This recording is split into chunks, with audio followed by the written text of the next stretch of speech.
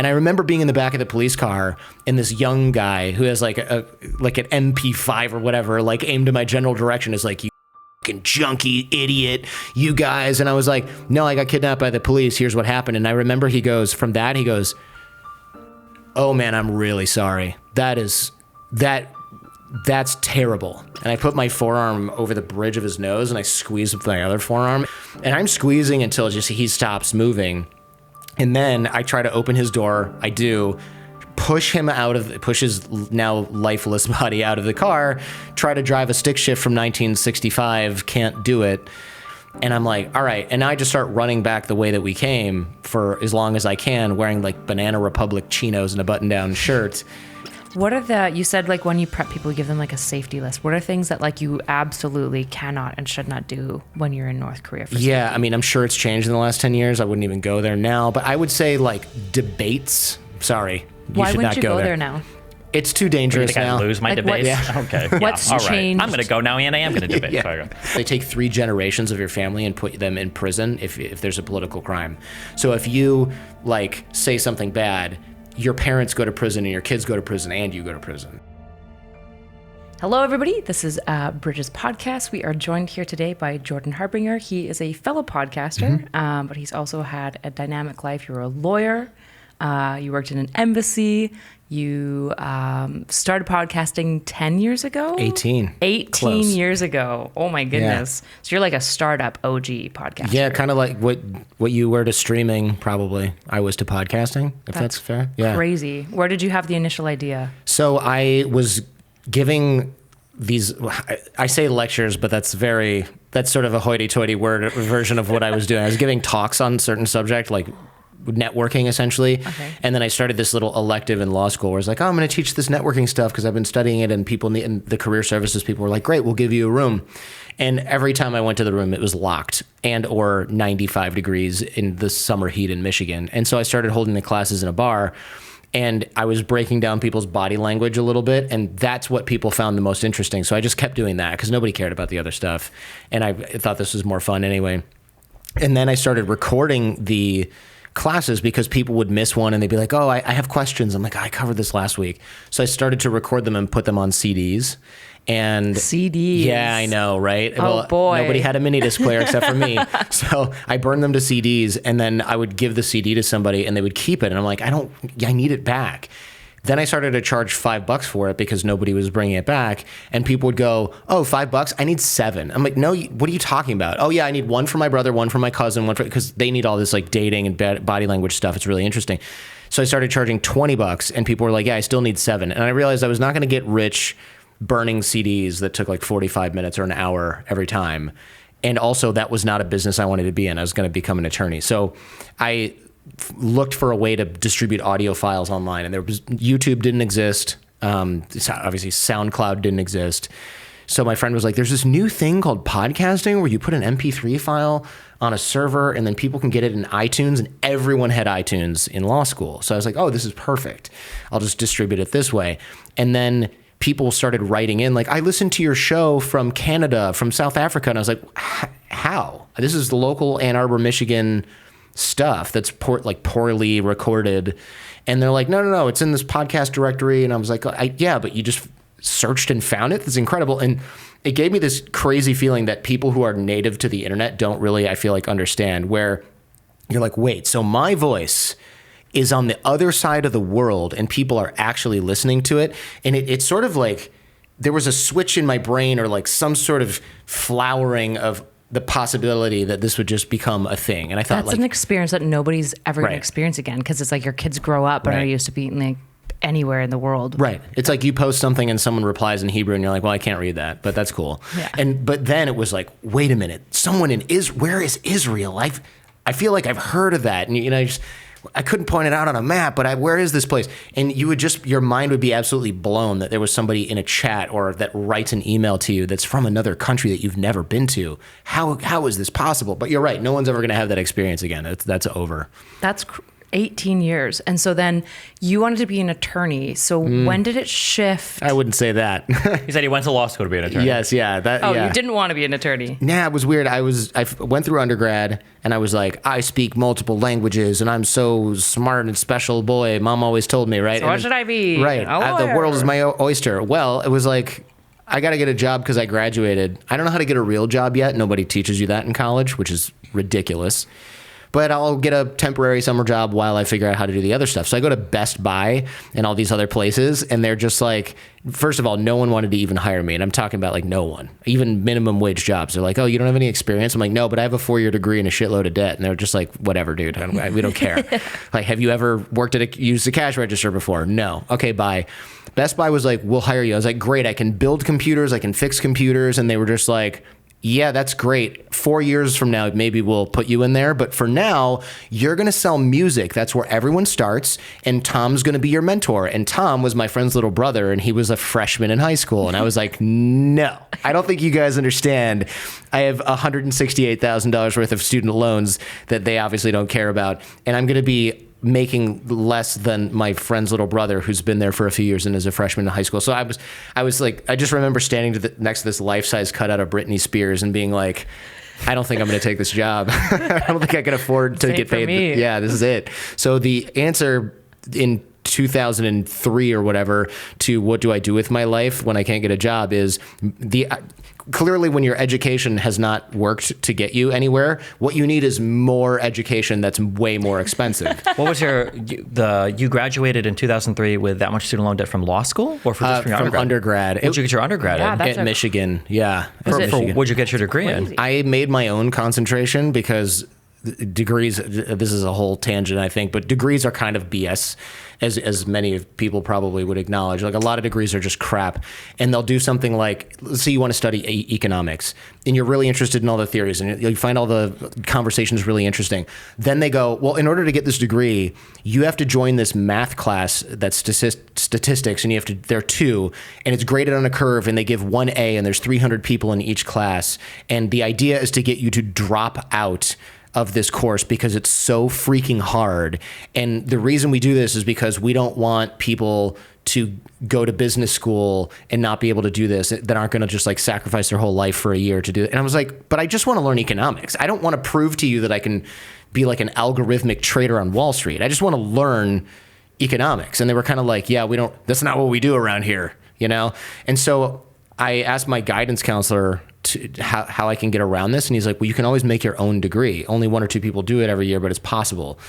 And I said, well, how do I do that? So I picked all the classes I wanted, which was like foreign language, political science courses, economics courses, and a few other smattering of these things. It just coincidentally did not involve any of these really, really hard weeder courses that everybody was taking, or stats or any of that crap.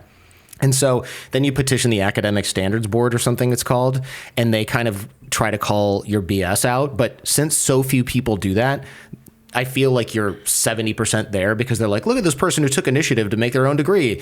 Also, languages are intimidating for most people. So when they see like medical Spanish 421, business German 402, and something, whatever else, they're just like, okay, these are real classes. It's not like 101 this, 101 that. Did they have so in a traditional degree, you're going to have a certain number of 1 to 200 level core, credit requirements and stuff like that. Was it the same when you make your own degree, or were you able to kind of just smatter senior and junior level courses? You can definitely add whatever you want, but they are not going to let you go, oh, I took 14 100 level classes in 14 different areas. That's kind of obviously nonsense.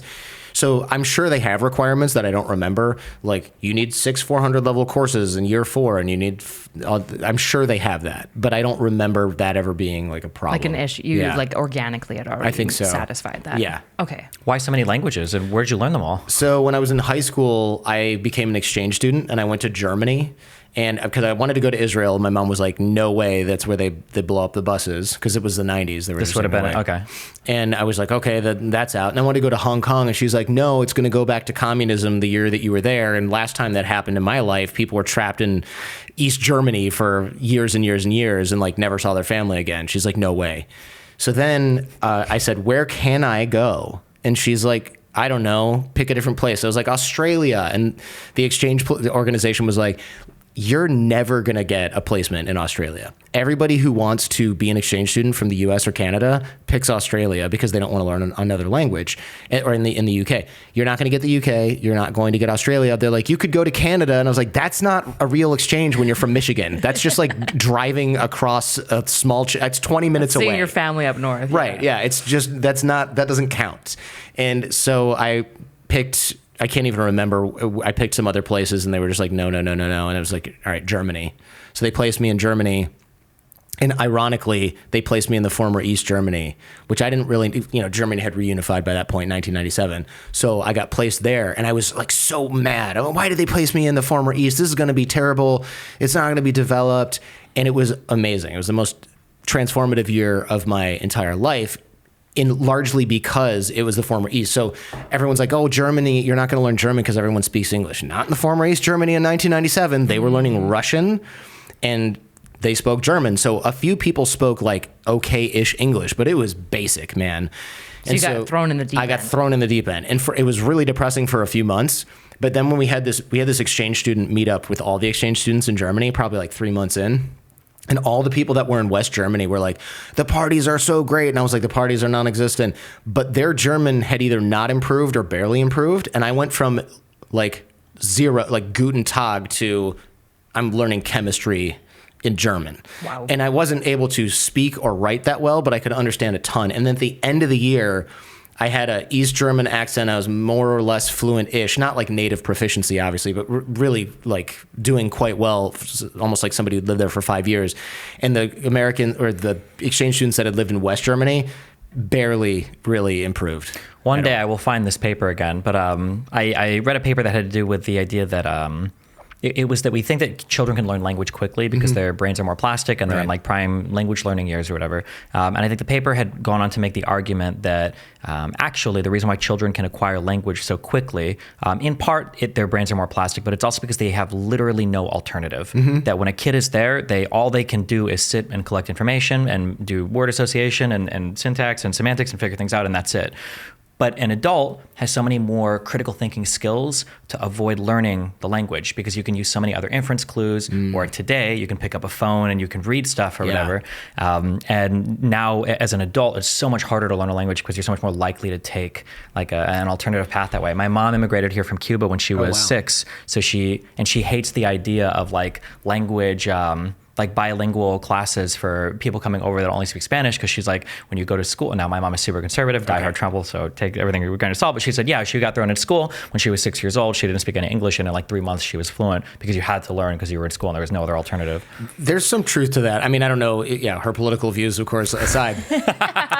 There's some truth to that. I think now I've gone abroad, of course, since 1997, and I've seen other people who are, you'll go to a bar and you'll talk to some young people and you're like, oh, what are you guys doing here? Oh, we're exchange students, but they have their phone from New Jersey. Yeah. So they're texting in English all day. They're reading the internet in English all day. And I'm just like, oh, I checked my AOL email once a week-ish to tell my parents that I was still alive. I once a month would call them on the phone, or they would call me.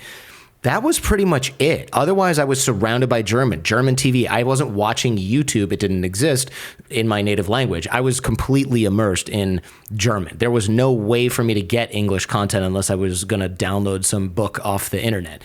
So it's even harder now, not just with the inference clues and the things that you mentioned, but just being around that. I went to Serbia for former Yugoslavia for a longer period of time than I was in Germany, and I lived with a family there too. And I was like, I'm going to be so fluent in Serbian because I have even more time here. My Serbian reached half the level, not even, that my German did, and is almost gone now. My German remains almost I got past the point. I went over the hump of whatever it is where your brain is like, boom, we got this. I'm super curious because I know the answer to this because when I took like a cognitive language course, I know I learned the answer to this and I can't remember right now.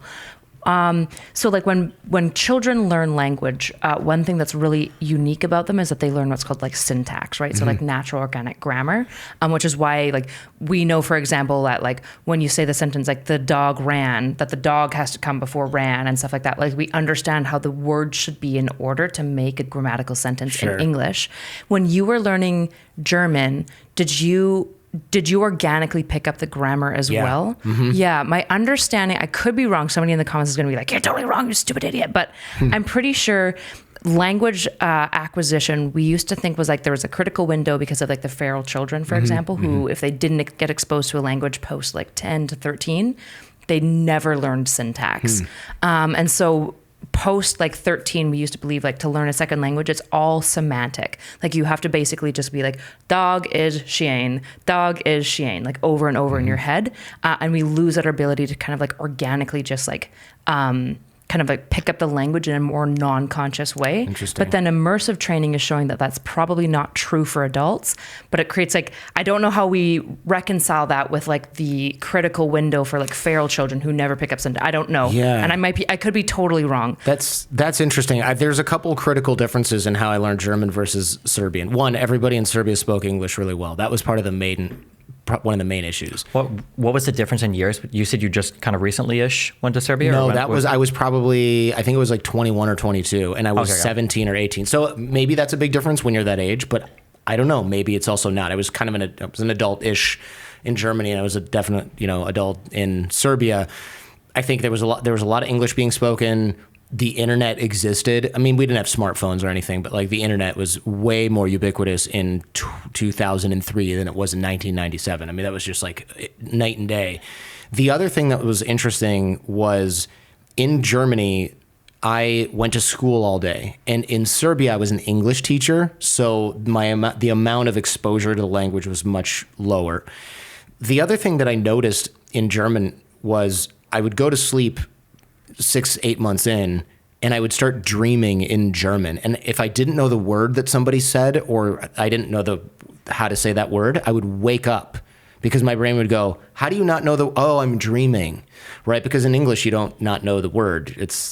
Yeah. So I would wake up and I had a dictionary next to my bed, and I would look up the word and I would write it down, and I would immediately fall back asleep and continue the dream. Isn't that bizarre? Pretty bizarre, yeah. Bizarre. Very strange. So, and I also did a journal because it was one of the things I recommended we do as an exchange student. The beginning is, of course, all English. And then you see in the middle, I start writing some German words down, and the end is 100% written in German. I could not do that with Serbian at all. Interesting. That's a really cool concept. That'd be cute to like read back through your stuff, and you're reading in English and then some broken German and then fluent German. Fluent German with like some, messed up grammar and words that maybe are spelled wrong. But yeah, like little kid German. And I recently saw it. I'd forgotten about this, but my parents just moved and they sent me all these boxes. And I was like, what is this? Oh my God, this is one of my journals from Germany where the end is just sloppy handwriting German and the beginning is sloppy handwriting English. Yeah, it reminds me there's this pedagogy around stroke victims, particularly when they lose access to parts of their body, that like you get like the first 2 years to kind of heal your brain and your neurocenter, and then whatever function you get restored is kind of like what you're limited to. But there's this new paradigm, and again, I know it's a very contentious field of study, so I'm not giving a perfect answer, but I think it's called the Taub Institute, that basically when they treat stroke patients, a lot of times what happens to people is that they can rely on like their dominant hand. So if they're like trying to pick up like their phone and their hand is like not working, they'll just pick it up with their hand that's functional and not impacted. But what they do at the Taub Institute is whatever part of your body or whatever that's affected, the opposite that's still strong and healthy, they'll like tie it, they'll like bind it to your body. And like 40 hours a day you're using. So like when people start out, they like can't even like pick up their food or anything. And they just are like left to kind of like figure it out. And it seems like not everyone has amazing recovery. It seems like some clients respond, they're like super responders, and they like get like crazy. Like one guy went from like being having a stroke, and he was an eye surgeon, and he couldn't control his body to going back to doing eye surgery in like 2 years. But I know other people are not responding at all. So it's like, it's not a perfect solution, but it's this interesting thing about like language acquisition. If you have like a crutch to rely on, then you're not forced to go in the deep end. Yeah. But there's a lot of people who can really succeed in the deep end if like pushed to. And I don't know the factor of like what that is, but yeah. Yeah, that's interesting. I do have that question in the back of my mind. Like, okay, if you sent me to Russia right now, not Moscow, but some, third tier city in Novosibirsk or whatever, and I only was around Russian, would I achieve the level of Russian that I did in German? Or am I just like too old, lazy, unmotivated, too much internet, too many smartphones, too much whatever, where that is not possible for me. Because of course it's still theoretically possible. You're just like, I'm not going to use the internet in my language, and I am not going to call people, and I am not going to text people in English, and da-da-da. You could do that, but it would be really tough. There's a university called Middlebury. It's somewhere on the East Coast here and Northeast. And what they do is they have language courses. And I think a lot of like 3-letter agency people send their folks there. And what they do is they force you to speak that language, read that language. There's dorms where only that language is spoken. You will get kicked out if you repeatedly use English. And the whole point is immersion. And so people who are new to a language, they go there and they're like, but surely not us. I know 5 words of Russian. And they're like, you're going to get by on those 5 words today, because you're going to know 10 words tomorrow, and you are going to be here for 3 months, and you're coming out like more or less conversational in Russian, pal. Mm-hmm. And they're extremely successful because they are just religiously anti-English. Do you think there's any truth to the idea that kind of U.S. culture or world culture is a bit more homogenous today, at least in cities, than it used to be? And that I remember my mom used to tell me that like when they would deploy for Air Force stuff, that when you'd stepped off base, you were in like another world. Yeah. And now I feel like even as of 10 years ago, like I'll be in, Germany or Korea, and I'm hearing like, Gangnam Style. Well, that would make sense in Korea, but like in Germany, I'm hearing like, these songs that are like, this is like from Korea, and it's popular in the United States, and it feels like in every major city I've been in the world, and not major cities, everybody speaks English basically. Yeah. Do you think there's any? Do you think that is the case? Or I do. It's funny that I've been thinking about this recently. I do agree with that, and the search for something truly foreign is really interesting. So that was one of the reasons I went to North Korea so many times. Is you go there and they're like, no, I've never seen Facebook, but I've heard about it from tourists. Or, oh yeah, the internet? No, I don't have it, and I've never seen it, but I kind of understand what it is. And you're just thinking like, okay, this is truly foreign. And you can still find that without going to North Korea, but it's ironically, you really do have to go to like a repressive regime to find that. I recently met some people from Belarus, which also has an authoritarian dictator, as people probably know. And they really are mostly only exposed to Russian pop music. They really don't look at English websites. I wanted somebody to send me some photos, and I was like, here's my email. And he was like, oh, it's not working. And I was alarmed because this is my business email. And then I said, forward me the bounce thing. And we just happened to be banned by the firewall that exists in Belarus, so they couldn't send me an email. And so I had to send them a Gmail account that they could use. And I replied and I was like, oh, why do you use this? The interface looks really crappy. Get a Gmail. And the guy was like, oh, in order to get an email address in Belarus, you have to buy a SIM card, which is attached to your national ID, and you only get one. I was like, wait a minute, the government gives you your email address via a monopolized telephone company? They're definitely reading your email. God, that sounds awesome. Yeah. So online content creator today, man. No, I'm half joking, but I was going to say, it's such an interesting... So now when I block people on Twitter and I block their email address, they won't send me anymore? No, I'm just kidding. But, it's funny that we were talking about this 2 days ago. We were talking to YouTuber Ranton, and we were talking about China and like kind of this, what was it? Like socialized, the internet thing that we were talking about. Basically the idea that you have like a social security number and then you have like one internet account. There is no anonymity. Right, and he was talking about like how like as long as the dictator's like free and kind, it's like a great idea. But obviously, like that's not the case. But like if you could have it in a liberal democracy, probably so many social media problems would get resolved if that's true. Only one account could be attached to a living person, and there's no like botting or anonymity for like trolls to do like hateful, horrible stuff. Even though the most benign dictatorships, right, Singapore, are still, if you talk to people who have different ideas about how things should be run, it's like, oh, you went to prison and you got caned or whatever for writing about this. Really, and this is Singapore. It's like the best passport in the world and the cleanest place and the safest, whatever. Yeah, but if you don't agree with the government, you will face actual consequences. It's just really hard, I think, to put a lid on unchecked power. And this is a small city-state that probably doesn't have a massive intelligence apparatus, right? Imagine if they did. I mean, forget city-states. You can make somebody a moderator on like a Reddit forum, and they'll start power tripping in like 3 weeks. So, I mean, it's not surprising at all that dictators do the same, yeah. Exactly, yeah. Your mom must have hated the fact that you went to North Korea, given how nervous she was about you being a foreign exchange student. That's right. Your mom must have been nervous about a lot of your life. That's true. My parents definitely, and I feel bad saying this, I took many years off their life via stress, I'm sure. Just not the stress of having kids, the stress of having a kid that's like, I'm going to go to North Korea. multiple times via China. And then I'm going to talk about it in public on my podcast. And then I'm going to go back again after talking about Kim Jong-il and Kim Jong-un on my show. And that's crazy. Where they don't allow journalists. But I'm not a journalist. I'm just a podcaster. Yeah, I'm sure that splitting hairs definition is going to be really convincing in the kangaroo Kim Jong's court. like, oh, no, it's okay. He's just a podcaster. Don't worry about him. Well, and you think like, oh, nothing, they're not paying attention to this. But then I remember the second time I went back, which was at least a year and a half after my first time, we had the same tour guide and he goes, how's your podcast doing? And I was like, okay, either your memory is ridiculous or you got a file on me and you reviewed it before this tour. And I'm going to go with the latter for sure. Were they all organized tours, like proper tours that the government had approved and stuff like that? Yeah, so since it's North Korea, right, there's only state-run companies, and this was like Korea International Tour Company or whatever it is.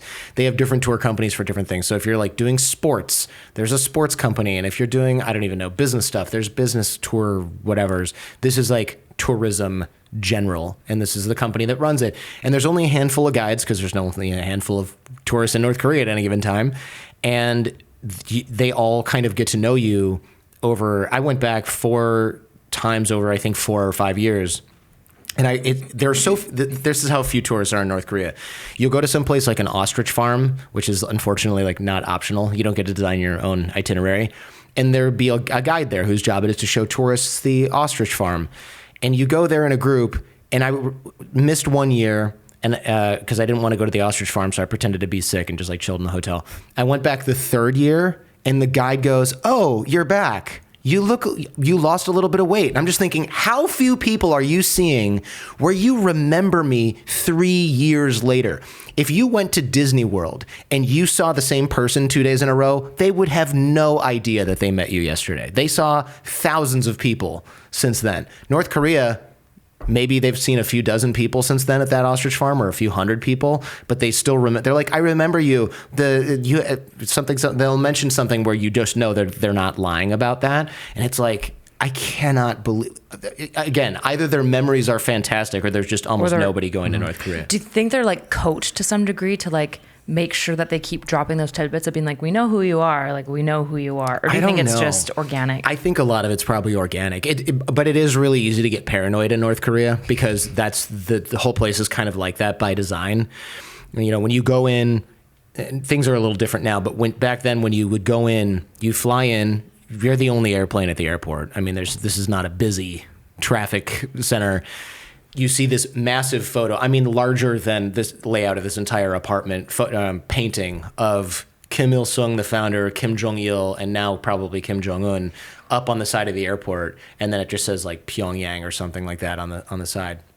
And you're just like, what it says is, just in case you forgot, you are now in North Korea and these men are watching you via the state apparatus for the whole time. A couple of days ago, we had a guy, Ranton, who does, have you ever heard of him, YouTube? He was a Shaolin monk for 3 years. Oh, wow. Yeah, and then he does content. And he is in Germany, but he does content in English. And one of the things that he was kind of stressing to us was, you guys should go to China. People in the West have very strange feelings sometimes about China.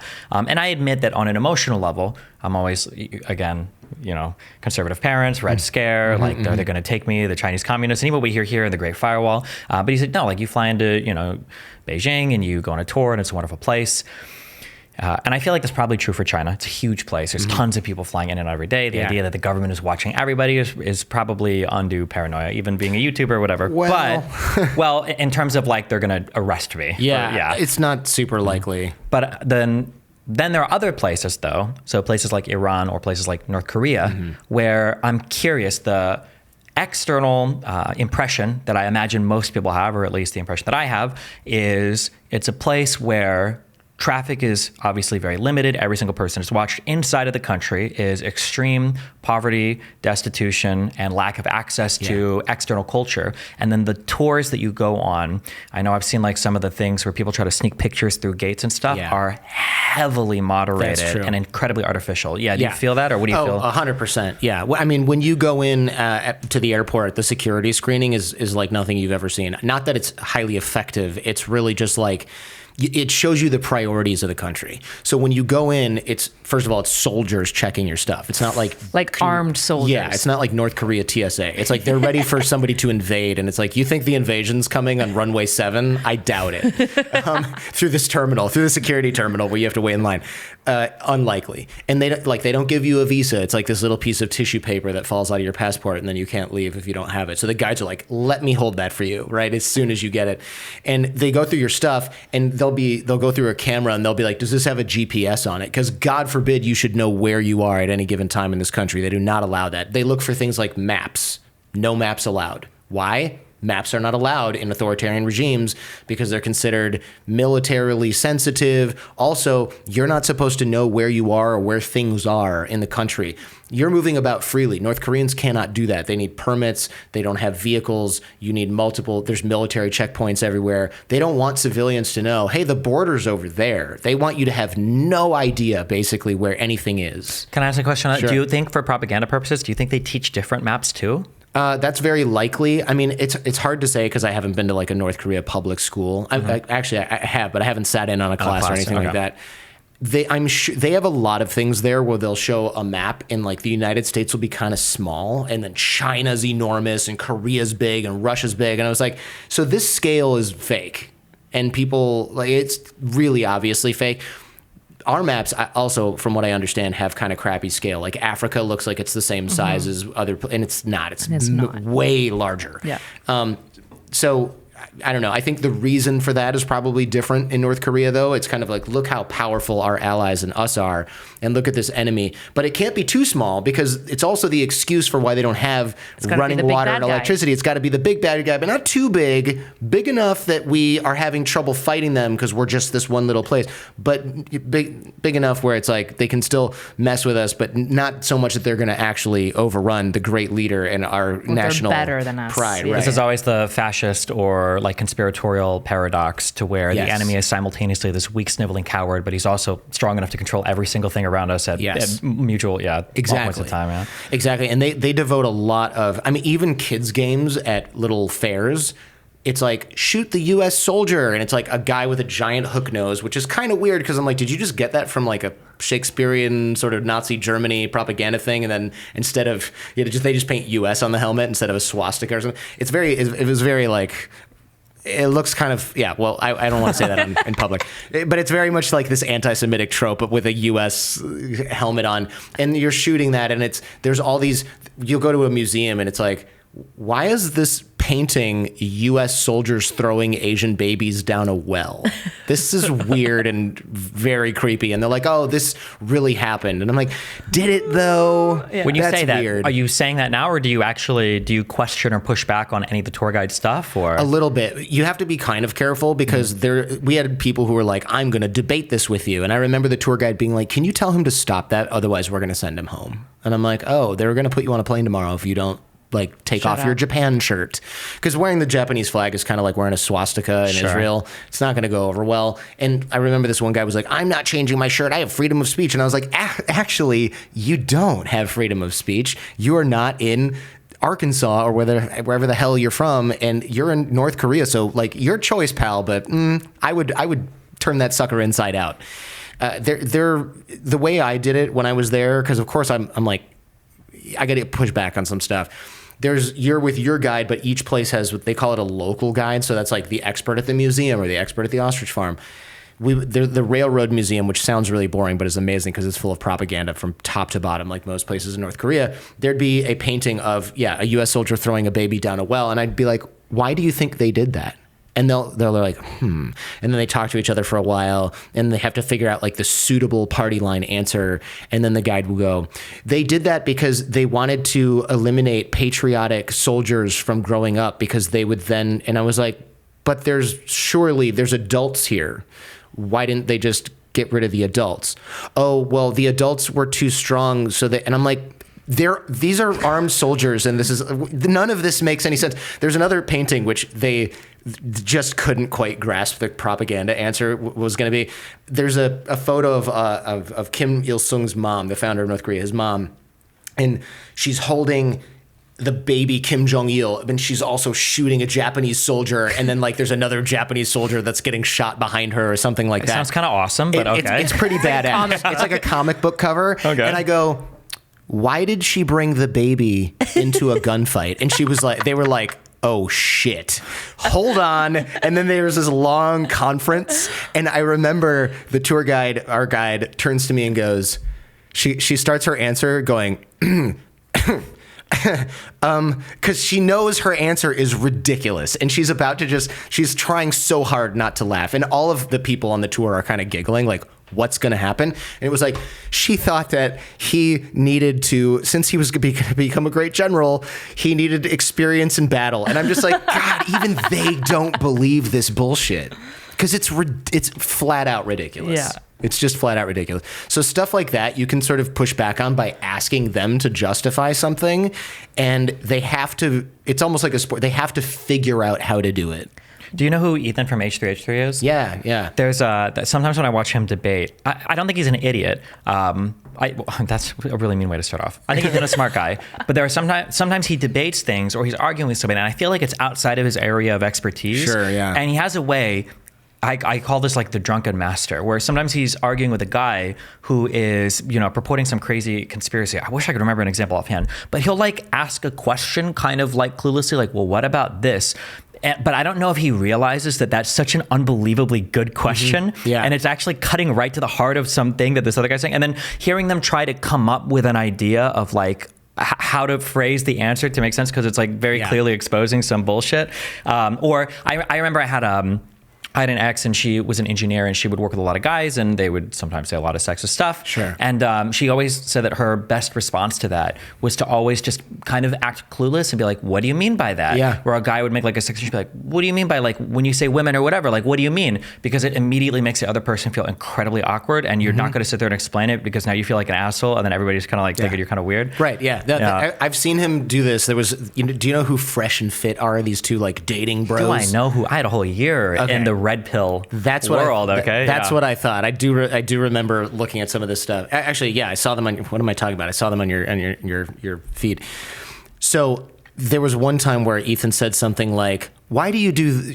What do you believe this?" And one of the guys was like, "Yeah, we want this with women, and we want this long-standing relationship, and da da da. And I want a woman who's only going to be with me, and blah blah blah." And he goes, "But you can't even do that." And he goes, "What are you talking about? Of course I can." And he's like, "So you're married now?"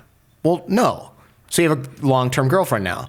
Well, no. And I was just like, how did they not expect this line of questioning? But you're right, it's like drunken master. Because I was like, either that was a brilliant thing that he made him paint himself into a corner, but I kind of think he just really got lucky with the line of questioning in that particular instant. But then he does it over and over. And I'm like, okay. Like with Pearl. It really is drunken master, where it's like, you're swinging around, but some of these are landing so good. I got to think it's on purpose. I had an argument once with this insane lady who's just, her insanity is on another level. And I remember she said, we got into such a heated back and forth. She's like, next time we argue, I'm going to bring my friend, and he's a cool guy, and he'll set you straight. And I remember that this conversation started, and I was ready for, I like to do the 1-on-3s, the 1-on-5 debates. It's fun. I saw like screaming out. Yeah, it's a lot of fun. And this guy, Tony, his name is Tony something. I wish I could remember. And he's like a mini Dan Bilzerian, kind of like that. Like we don't need Playboy. more of those. Yeah. So I come in immediately with like oh boy, here we go. So we kind of start on our back and forth, and then she turns to her friend and she asks him a question about, remember when I was telling you about this particular thing? And as he started talking, I realized this guy is actually like aggressively normal. Mm-hmm. And it was really funny when she started to realize, because I don't remember what, because she started to go in on me on some like crazy personal stuff. And then, and I asked her, and then I asked him, I was like, well, what do you think? And he's like, I don't know why you're so mad at this like Destiny dude. Like, it just seems like he wants to do this thing. Like, and she's like, no, you don't understand. We were talking about this, and I told you that he was this horrible. And the guy's like, well, yeah, but he's just saying you should be able to do this. That's like fair, right? And it was just really, really funny seeing her lose her mind on that. You got to realize now you're the friend that everyone wants to bring to a debate. Like, no. There's this guy who can articulate my points better than me, and he's not afraid to do it in public where 9 people are yelling at him at the same time. Like, you're that guy. But it never, unfortunately, when people ask me questions about debating, unfortunately, I get the same ones over and over again. And it's the one area of my life that I've failed and will never succeed. And they say, my parents believe some crazy shit. How do I debate them out of it? And I was like, my mom and dad are ride or die Trump supporters. Okay, we would be on opposite sides of the Civil War at this point. Okay, like that's hopefully we're not shooting at each other, but we're shooting at the people next to each other. Right. Yeah, I can't help you with that. That's really funny. When you talk about the people in North Korea and the tour guides, I guess this relates broader to the conversation. When we talk about propaganda, people have this idea and understanding that propaganda is when you make the other guy sound bad and you make you sound good. And it's a little bit of a naive propaganda, or describes a small subset of propaganda. But there's this other idea having to do with just delegitimizing everything so that you kind of just trust what's local to you. 100% agree. So for Russian stuff, you know, like sometimes, I wish I remember who I was listening to, but we'll see a thing and it'll be like, I remember when the Ukraine-Russia war started, or restarted in 2022, because they'd already gone into Crimea in 2014.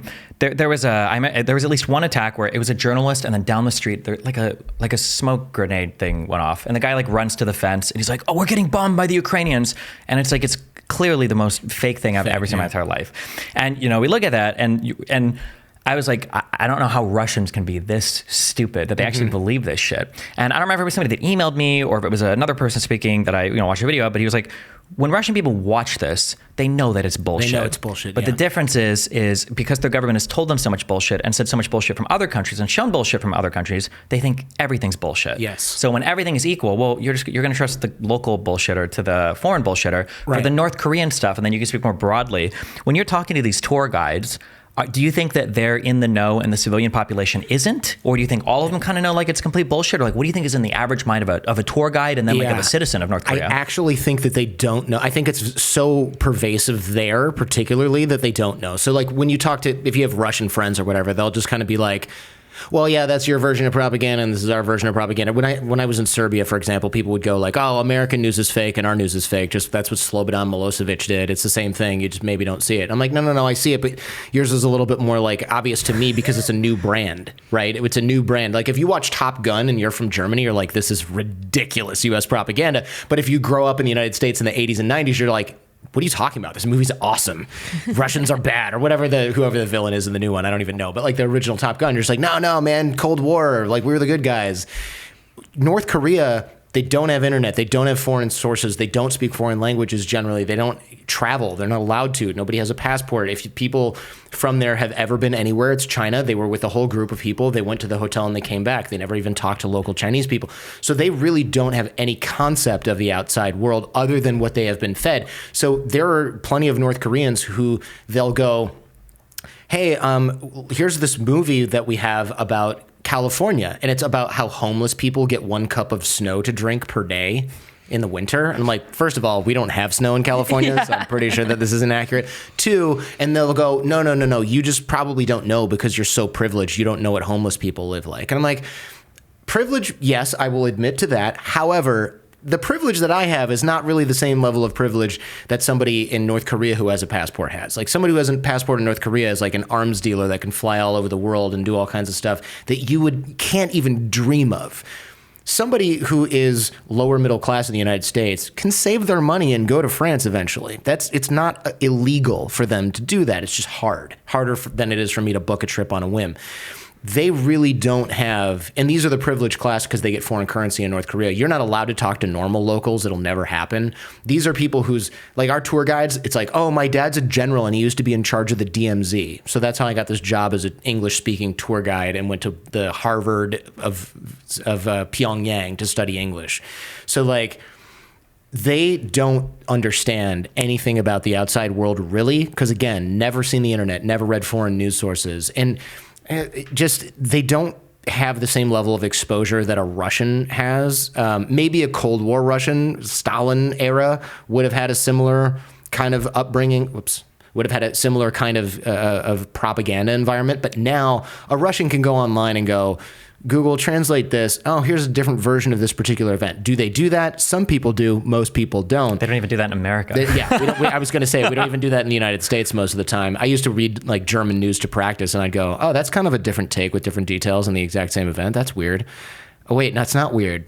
we're making shit up sometimes, or it's like this detail was put there by this magazine to make me angry, and it's like not present in the German version. Do they ask you guys, like, do the tour guides seem curious about the outside world at all? Or Not no? very much. I remember, it's a really good question. I remember trying to tease this out of some of these folks.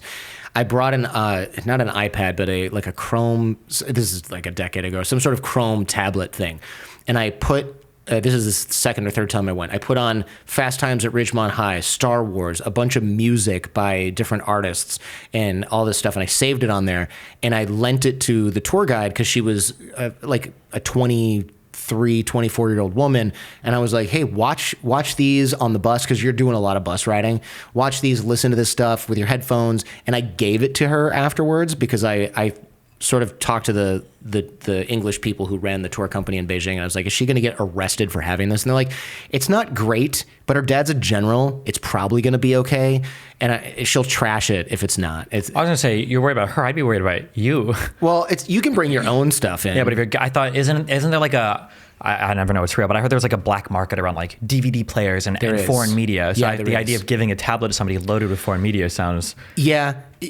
I think I didn't tell her this is yours at the end of the trip. I was like, you can borrow this. And she was just like poking around on it. And I would look over and I'd see her watching a movie and be like, huh. And I remember she didn't tell me she watched anything, but it would be like, we'd come out of a restaurant and she'd go, how many people have cars that you know? And I'm like, everyone. And she's like, everyone?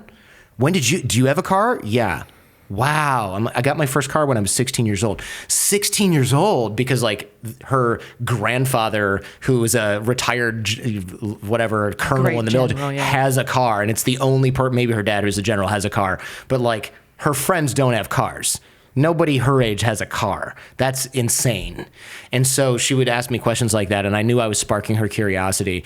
But I would see her doodling quotes in a book, and I would go, what are those? And she'd go, oh, these are quotes I like. And I go, oh, from who? Thinking like, I don't know, Oscar Wilde or something. Every single one was Kim Jong-un or Kim Il-sung. Every single one. That's crazy. They don't have any variety. It seems legitimate from her. Like she's not being performative because she's like worried about, okay. There's a notebook she's doodling in on the bus with nobody watching. And I was flipping through it, and I was like, holy shit, this is the same person, every single one. So I don't remember how many years ago, but there was one of the more famous cases recently was the kid, I don't remember if it was Canadian or American, but there was a kid who was accused by the government of, I think, taking a poster. Otto Warmbier, yeah. Yeah. Yeah, American. So, he's an American basketball player, right? Was he a basketball player? He was a college student. You might be thinking of the girl from in Russia. Oh, you're thinking of a different Brittany Griner. Griner, yes. Griner, for the kid who got taken by North Korea, I guess a couple questions. Yeah. One, and obviously I know you haven't observed it, but do you think that he did not the CIA plot that they had him admit to later on, but do you think he actually tried to take something, or does North Korea just like kidnap people every now and then to keep people in check, or why? What is the purpose of that? Yeah, so hostage diplomacy is a whole thing, and I'll put a pin in that because it's worth talking about. But I think, so I saw the video, and I know in the hotel where he was, on the floor you're not supposed to go to, because I've snuck onto that same floor myself in North Korea, well before that, not after that. Obviously, I haven't been back since. But I went, and so the hotel that you stay at is called the Yanggakdo Hotel, and it's on an island kind of similar to the ones outside here where P. Diddy keeps his baby oil or whatever. And it's on an island. You're not allowed to leave the grounds of the hotel without your tour guide. There's a checkpoint and everything right there because they don't want foreigners going in and out, and they don't want locals coming in and out. And the hotel has an elevator, and it's like, 1, 2, 3, 4, 6, 7, 8, 9. And everyone's like, well, what's on the 5th floor? Nothing. It's just offices. Or they'll be like, there is no 5th floor, which obviously doesn't make any sense. So you try to go there, but there's no 5. And you're like, let me take the stairs. So of course you're like, I'm going to take the stairs. Nobody takes the stairs. All right. We go up on the stairs, and there's a woman knitting by candlelight in the dark. And she's like, oh, no, and opens the door and pushes us back the other way. And I'm like, I got this. I'm going to come from the top, right? So I walk down all these floors from my hotel room, and I go towards the 5th floor, and there's another woman knitting by candlelight in the dark. And she's, oh, no, you're in the wrong place. And I'm like, they literally have like stairwell security for knitting guests. Security grandmas. Knitting, just grandmas that are probably paid like, in rice every day to just sit there knitting in the dark, with a candlelight. Unreal. So anyway, there's a service elevator, and my friend's like, I bet you there's no security by the service elevator. that elevator locks and turns off at like 8 p.m. So we sneak out of our group dinner. We're like, oh, I have to go back to my room. My stomach hurts. And we're like, okay. So we take the service elevator up. We go to the 5th floor. We're also wasted at this point. It's worth noting. And we're like, okay, if we get caught, we just have to say we're looking for the bathroom. Okay, fine. I mean, and we're like, this plan is flawless, right? Of course, yeah. Of course. They We're definitely looking want for the bathroom. They'll never never, heard that yeah, before. absolutely. So they wandered into the service elevator. Yeah. So we walk in. It's me and this guy from New Zealand, and the walls are covered with propaganda murals. It's really incredible. Like I wanted in to the service elevator. In the hallway of the 5th okay. floor, and it's kind of dimly lit, and there's like really crappy meeting rooms. It really was just offices, but it was crazy, the propaganda stuff. It was actually really impressive because they're hand painted, and there are posters that are not painted on.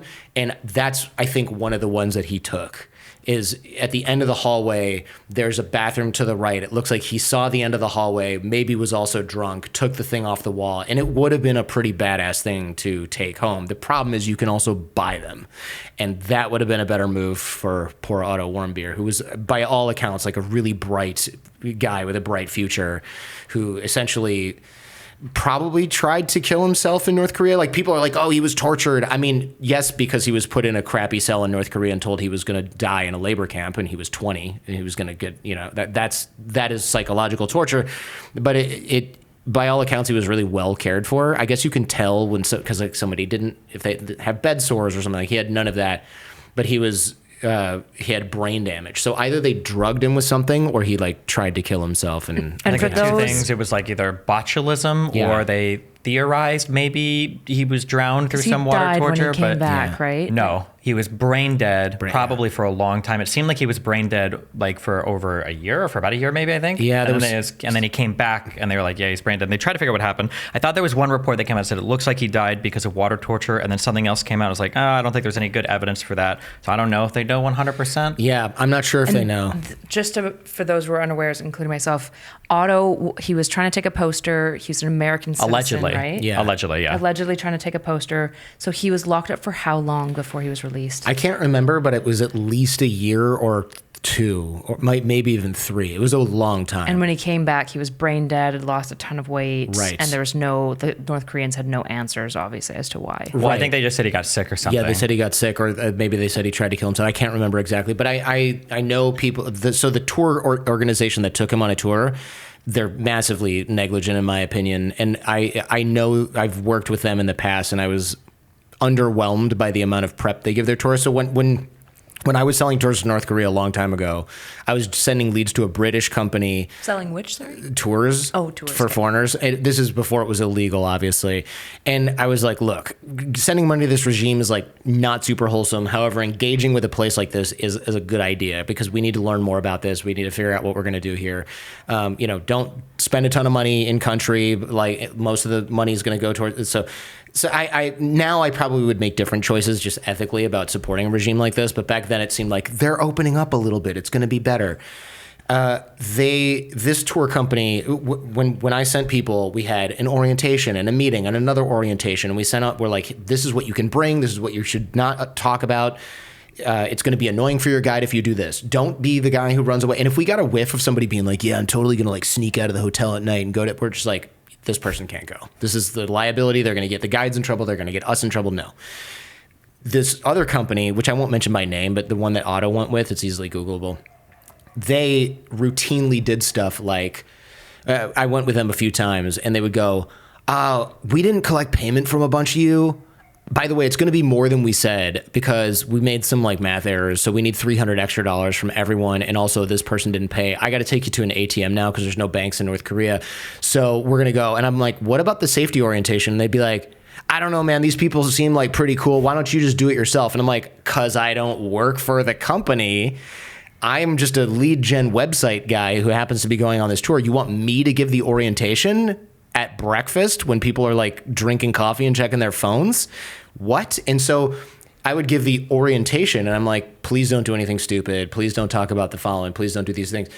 But I'm like, this is not going to work. So it would not surprise me at all if Otto Warmbier didn't even get warned about anything he should or should not do in the country. And it's like some of it's common sense. Don't sneak onto the 5th floor drunk and steal something.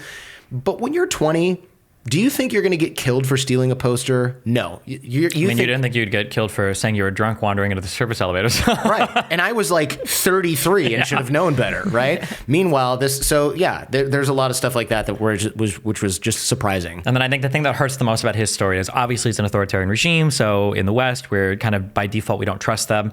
But more than that, they forced this kid. I'm assuming they forced this kid. To be fair, I'm making assumptions. Maybe everything he said was true.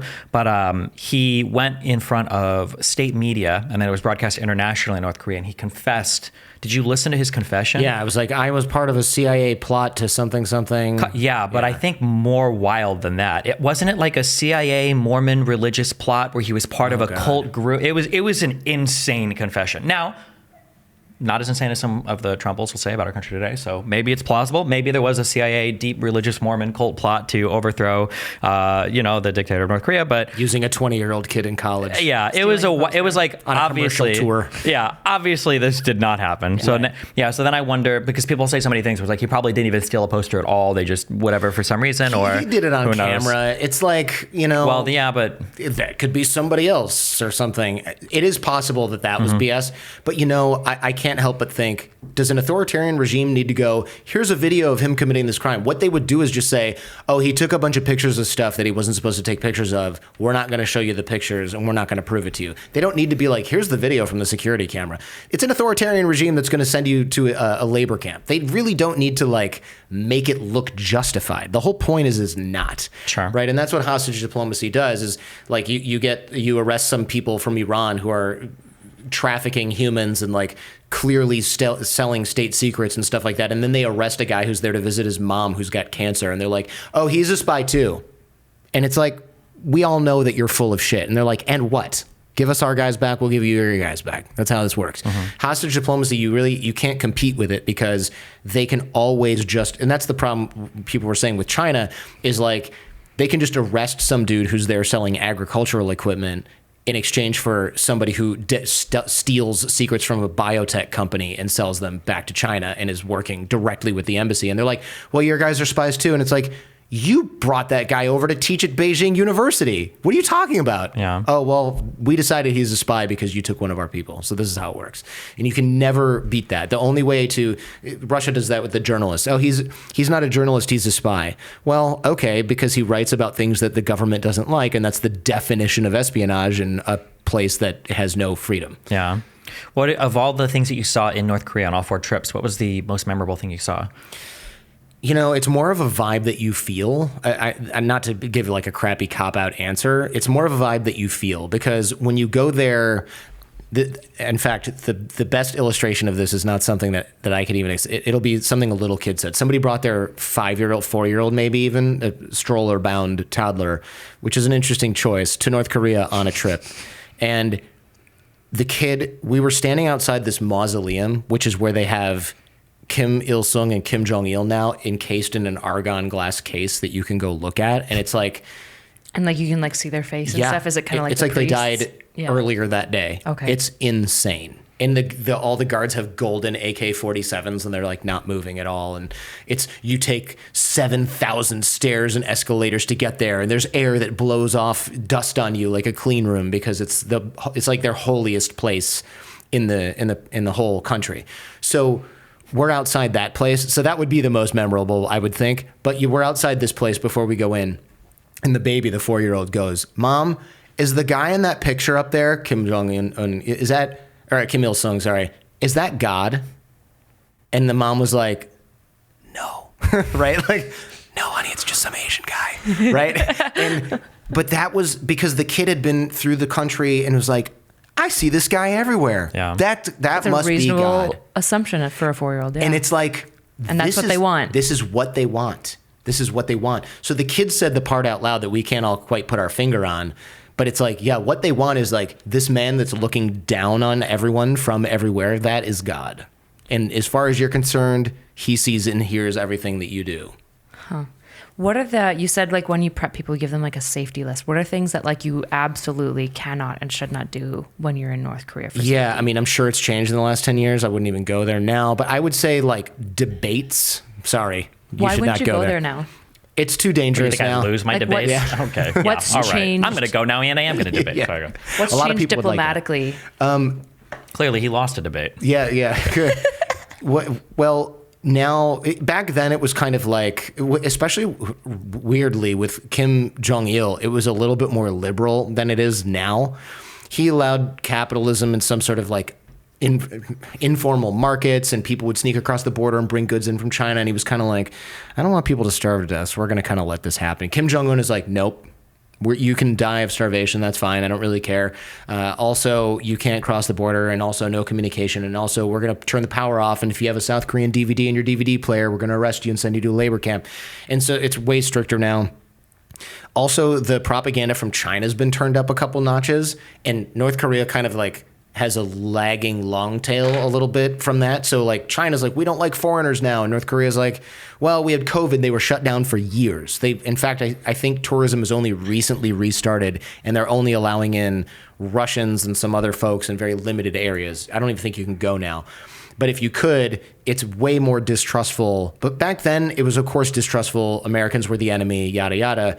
But now I think it's more like, and you're even more of an enemy of the state now because the propaganda has been turned up a little bit from both from China and North Korea. So I think it would be more dangerous. Also, since there are fewer tourists going, if they need a bargaining chip and you're there, you're the bargaining chip.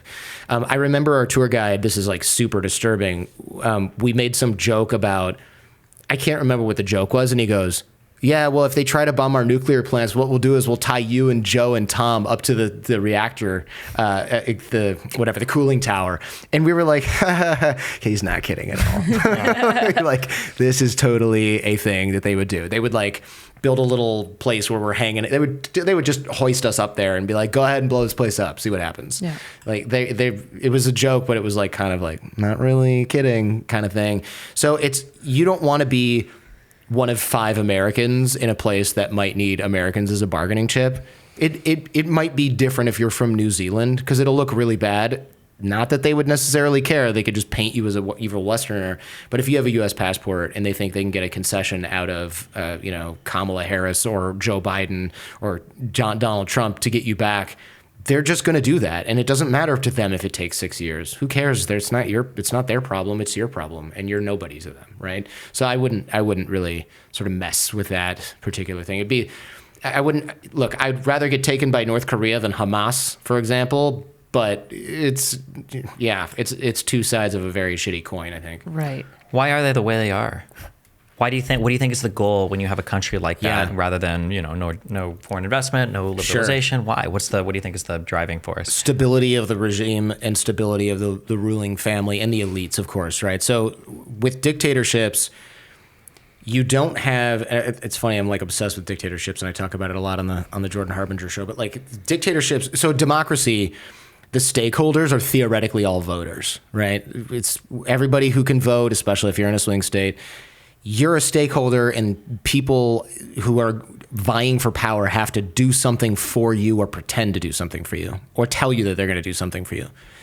In a dictatorship... I'm so sorry, because I hear this word used so stupidly, or some people get really triggered about this word. When you say stakeholder, you're not doing, I'm sorry. When you say stakeholder, that just means that a person that has a say in a thing has an investment in the outcome because it affects you, it impacts you. Right, and the people who are essentially vying for power, they have to go...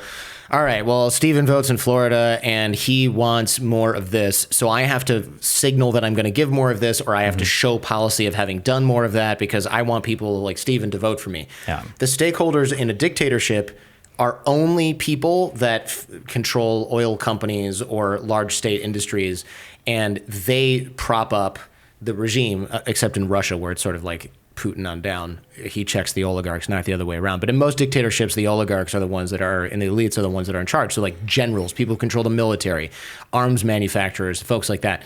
Those are the stakeholders. Everybody else is at best a mouth to feed and or a security threat. That's pretty much it. So in North Korea, they actually have a caste system. There's people who are like pro-political. So it's like, oh, your grandfather fought in the war for North Korea. Your family is special. You can go to school. You can live in Pyongyang. You can get food rations. Then there's the middle, which is like this kind of large you exist and, you know, you work. So, okay, we'll maybe sort of make sure that you don't die unless something really bad happens, in which case you're on your own, like a famine. And then there's a hostile class, which is, oh, your family fought on the wrong side, but you got trapped here after the war. Or your grandfather did something like say, hey, I don't know if this Kim Il-sung guy is the best guy to run the country. It's like, well, he went to a labor camp, and then his parents went to a labor camp, and his kids went to a labor camp, because they take 3 generations of your family and put them in prison if there's a political crime. So if you like say something bad, your parents go to prison and your kids go to prison and you go to prison. It's not just you. It's like everyone around you. And it's because they believe that your whole family is tainted by whatever line of thought that is. So if you're in the hostel class, you can't really go to school, get a good education, get a good job, live in a city. None of that is available to you. So that just sort of shows you that not only is it like, oh, the stakeholders are only the elites, they really have codified this into you are either worthy of being a part of the state and the revolution and whatever, aka surviving and living like even a medium standard of living here, or everybody else. Yeah. And that's not, you know, it depends on where you're born. You can't earn your way theoretically into something better. And you can kind of see like how that self-reinforces to some degree, because anyone in the middle ground wants to, is there any movement in the caste system at all? Like, I'm imagining you can go down. You can go down. That's a good point. You can go down. I'm not an expert in this, but I remember asking, like, can people go up? It's pretty rare. What would have to happen, I would imagine, if it's even possible? I don't think, like, the hostile class could ever move into the political approval class. That would be really difficult to do. Maybe if you were in the middle sort of nothing class and you somehow managed to do something incredible, I don't know what that would be. You're like a hero of the nation. Yeah, something like that. Or maybe you were able to like smuggle technology in that they weren't able to. I mean, I don't know how in the hell you would do this, right? Or maybe there's a world in which you get really lucky and like you're a really pretty woman and some guy from the upper class is like, wow, that person is really attractive and I want to wife it up. I mean, I don't even know how that would happen, because where would you meet that person? They don't live in the city. They're not going to school with you. It would be very difficult for that to happen. I don't see how it would work. It's so interesting when I think about this, like at a like psychological level. I always think about like high school and how you like buy into like the social caste system that's happening there, right? Where like the cool people, they're just so cool. And then as soon as you get out of high school and you look back, you're like, what? Like, yeah. what? Why did I ever buy into this? And it's like, imagine now that kind of mentality of like high school, like the cool kids are cool because they're cool and they say that they're cool. And now you've got like an entire dictatorship that's like angled towards that. You can really see how people would like buy into that system, because like your social reality kind of is your reality a lot of the time, which speaks to why the citizens, especially because they're so shut off, they never get that leaving high school and looking back experience, and nobody in their family does, why it would be so self-reinforcing, and why all of the Kims are like truly people that you look up to and like kind of revere. Right. There's no alternative. There's not like, I like this celebrity and you like that celebrity, right? It's like, oh, you like Taylor Swift. No, I'm more of an NBA. Like that's not a thing at all. It's you're a Kim fan or you're in prison. So it's pretty intense, and you feel it when you're there, as did that 4-year-old who was like, is that God? In the West, we have a lot of younger people and I guess older people now that feel a lot of different types of ways about our own media here, other places in the world. How do you feel about people that talk about how North Korea and how bad it is there is actually completely over-exaggerated, and we actually have a ton of problems in our Western media. We're about as bad as like Russia or Iran or North Korea, you know, just because of how much propaganda we do. You know, are you talking about tankies that just love authoritarian regimes? It can be tankies. Unfortunately, I think it's a lot of people on the right now as well. I think a lot of Trump people feel like, oh, what did you get that from the FBI, right? It's like, you trust that? Or the intelligence, of course. Yeah, the 3 letters, yeah. What are your feelings on that? Yeah, I mean, look, does that happen to some degree? Sure, but I went there and saw it with my own eyes and asked people about it with my own, I heard their answers myself, and I asked what happens when you commit crimes, and have I seen giant prison camps in North Korea on satellite photos? Sure, but people there certainly know they exist, and they'll say something like, oh yeah, I had a friend and he did this and then he went away and then he never came back. What do they think happened to that person? I mean, we don't really have that here. If someone's in prison, you can go visit them. You can send them a letter. They cannot do that there. That person is gone. Their whole family is gone. So seeing that stuff with my own eyes, it's like, okay, I've seen homes there. We would stop. We used to do this thing in North Korea where if we saw something interesting, what we would do is three of us would go, oh, I really got to pee. I can't wait. Or, oh my God, my stomach really hurts. I think I'm going to throw up. And then we would all get off the bus. And we would do this near villages and stuff like that. Or if we saw people working outside, we'd be like, oh God, I got to go to the bathroom. And they'd be like, okay. And they'd pull over and there would be like a bunch of girls using these scythes to cut things. And we would just like start taking pictures or like chat with them. This is, again, before it was like really restrictive. And I remember going into a village and using the toilet, and the door was like this tall because the people were so malnourished. This was a fine height for them. I cracked my head on more than one door in North Korea. And I remember looking around and thinking, like, wow, you have to walk through this kitchen. There's no food in it. That's unusual. There's also no refrigerator. Where is the food, right? Where is the food that this family eats? Even in the city, I remember going into, there's a bookstore they take you to where every single book is by Kim Il-sung or Kim Jong-il, every single book. And they sell propaganda posters and stuff like that. You go in and you walk in there, and when you knock on the door, they turn the light on. The light's not on all the time. In fact, most of the stores are closed. You can't go in any. The windows are full of nothing. Because they don't have anything. And you can see some stores where they put the bottle up front and there's nothing behind it. And then there's another bottle below that and there's nothing behind it.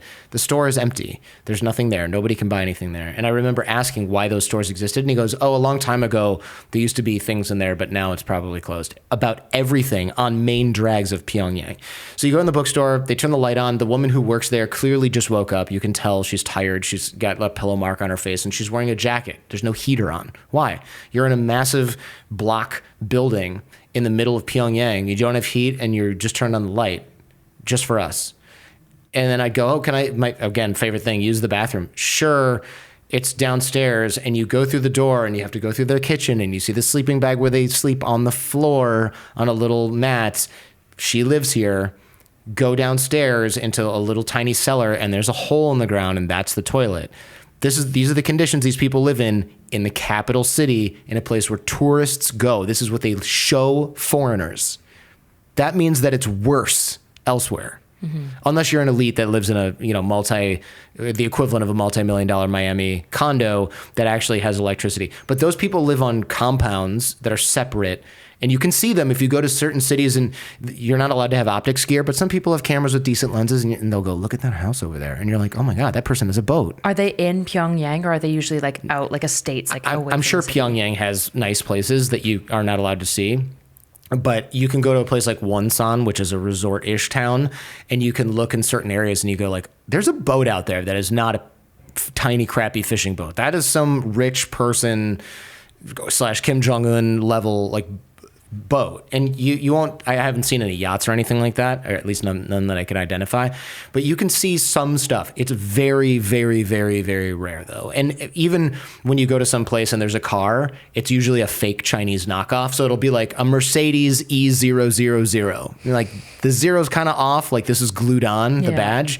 It's not really a Mercedes, you can tell, because it looks like it's made out of just crappy ass, stuff. Would that be like a higher end car though? Like it's a higher end car. It's a higher end fake counterfeit Chinese Mercedes that some official has. And you know that because you're going to a restaurant that serves pizza and they have Coca-Cola and there's three guys there that are not your tour group. And so it's one of theirs or the owner or something. And you can tell by the pins they wear sometimes what sort of societal rank people have, because everybody in North Korea has a pin with the leader's face on it. Okay. And some people have fancier ones that have two leaders' faces on it, or different, like bigger flags, or it looks like it's made out of not crappy lightweight aluminum. It's like a nice one. It looks like it's got some gravitas, and they'll wear that. And they're always, they're wearing a suit and smoking, and you're like, oh, this person has money, right? So you can sort of tell the class system. I totally lost the question, by the way, what the original question was, and I'm now rambling. It was basically like, how do you feel about when you see people in the West drawing equivalency, complaining and basically being like, it's actually way better over there than you realize? Yeah, it's just, no, it's not. It's worse than you realize, because what you see when you see an authoritarian regime is you go, oh man, like the people who speak out against the government, they really have it rough. No, in North Korea, everybody has it rough. Unless you are, again, the daughter of a general, every single person has it rough. There was a particularly high-ranking gal whose dad was somebody special. I don't want to give it away because I don't even want to get her in trouble. And she was a junior level guide, close friends with one of the British women who worked for this company, this tour company that we partnered with. And I asked my friend at this British tour company, it's like, what do you hear from her? Because she's been to Paris. Like, this is like, her dad is probably like homeboys with the Kims. And she's like, yeah, well, you know, what happened one day we went to the bathroom and she was like, we were drinking. And she said, I'm so sick of all this Kim shit. We just want to be fucking normal like everyone else. And then she was like, oh God, probably, you know, and it was like, button it up, get it together. And this is one of the most elite sort of people. She had seen the outside world and it was just like, I'm so freaking sick of this.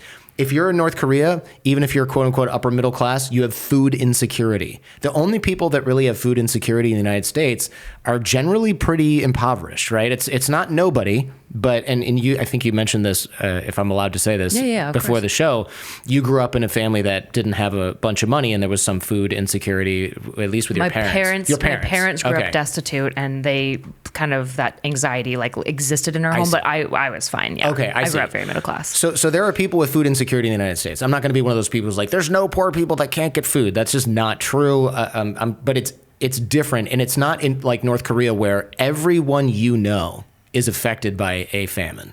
Everyone. Your college doesn't have food. Your college doesn't have clean water. And you are in a big city. That is not something we have here. It's an interesting thing to like look at poverty. So like my husband and I, we both worked at homeless shelters a lot. And one of like the classic things that happened where I'm from, Edmonton has a ton of homeless just like nonprofits and stuff, some of the biggest in Canada. So actually a lot of homeless people will intentionally move to Edmonton for the resources there, even though it's such a cold city.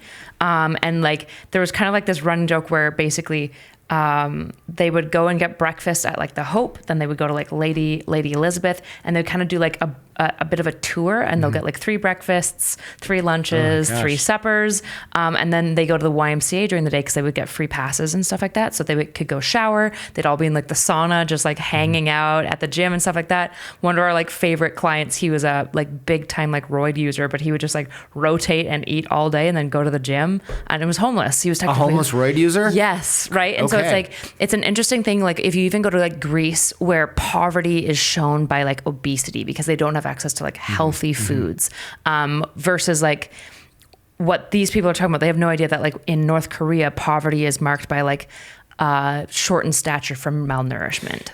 When you go to that mausoleum that I mentioned where they have the leaders in Caste and Argon, that's a pilgrimage for people from all over the country. So when you go there, you'll see people that have never seen foreigners and they're just staring at you like this, because they've never seen anybody who's not Korean. But also you'll see things where you just go, as a Westerner who lives in the United States, you're just confused for a while until you realize what's going on. So I remember seeing someone and I go, what is wrong with that child? He looks old, but he's bald, but it's oh wait, no, that's a really malnourished adult who grew to be 4 feet tall and is losing his hair because he has no food. And then you just go, oh my God, I'm staring at this person. I'm so sorry. Right. And then you realize they're staring at you because they've never seen a white person. And you just go, wait, oh, there's a whole bunch of them. And they're all losing their hair and they're all really short and their clothes are falling off them because those are not maybe their clothes. They just need nice clothes to go to the city. And they probably literally wear like work clothes / rags / who knows. And you'll see people from the bus who are in a village far off. And again, if you use optics like a camera, you can see and you go, that person's not, there's a lot of people walking around just wearing like raggy shorts, no socks, no shoes, no shirt, no hat, nothing. And you think, well, unless they're all going to go swimming right now, and I've seen this a bunch, this is what people in this village wear because they just don't have clothing. And it's a village that doesn't look like it has electricity or running water either. Like it's just, you see people on the river, like washing their clothes in the river, and you realize, no, these are basically like subsistence sort of farmy folks in the middle of nowhere in North Korea. I saw that in Cuba too, actually. We would stop on the side of the road and they'd be like, can you give us some coins, if you want to use the bathroom, the hole in the floor. And you give them like crayons and markers and stuff. And everyone's just sort of in underwear. Like people who are a little bit too old to be walking around in underwear are just walking around in underwear. And you think like, oh, this is what they have in this particular super poor village. And I remember our guide in Cuba being like, we have free healthcare, we have all these drugs. And some of that is partially true. And I remember he was such a fan of Cuba. And I was like, this guy's like pretty convincing. He makes some pretty convincing arguments. And then a few years later, my mom was like, oh, do you remember Giovanni, our guide from Cuba? He just escaped. He lives in Miami now. And I'm like, the guy who loved Cuba and thought it was amazing. And I emailed him and I was like, hey, welcome to the United States. I'm just curious. You told us all this amazing stuff about Cuba and now you live in America. Like, what changed? He goes, nothing. I just have to say that stuff. I'm giving you a tour of Cuba. What do you think I'm going to say? And I was just like, okay, I was just checking. I was just making sure because you were pretty damn convincing. Yeah. And yeah, he was like, no, as soon as I got my passport, I escaped. It was like the first thing I did. Of all the events that you've had while you've been in some of these countries, I know you've had some kidnapping experiences. Oh yeah. What is or I guess you could talk about those. And then also, what is your like scariest moment, Ben, where you're like, oh shoot, like I went too far this time. I think I'm not coming back from this one. Yeah, there's definitely been some of that. So the first sort of kidnapping was, I was in Mexico. I was 20 years old. I'm 44 now. I was 20 years old, sort of pre-cell phone area. I lived in a really crappy area of Mexico City up on the hill. And so Mexico City is like a bowl. In the middle is the center of town, and it's like the lowest part of the bowl. And the further you go up, the kind of crappier it gets after a while, and then you're outside the city. So I lived on someone's roof, essentially, in like this barrio kind of place that didn't have mass transit. And you get around by using these school buses that have like giant airbrushed murals of Mariah Carey on the side or something like that, and you pay them 10 pesos and they take you down the hill. I was going out with a friend of mine, and I was like, I'm going to take a taxi because I don't want to sit on this bus and like stop everywhere and take forever. I'm running late. So I get in a green Volkswagen Bug, which is Mexico City taxi, sort of trademark. They're from the 60s. I get in.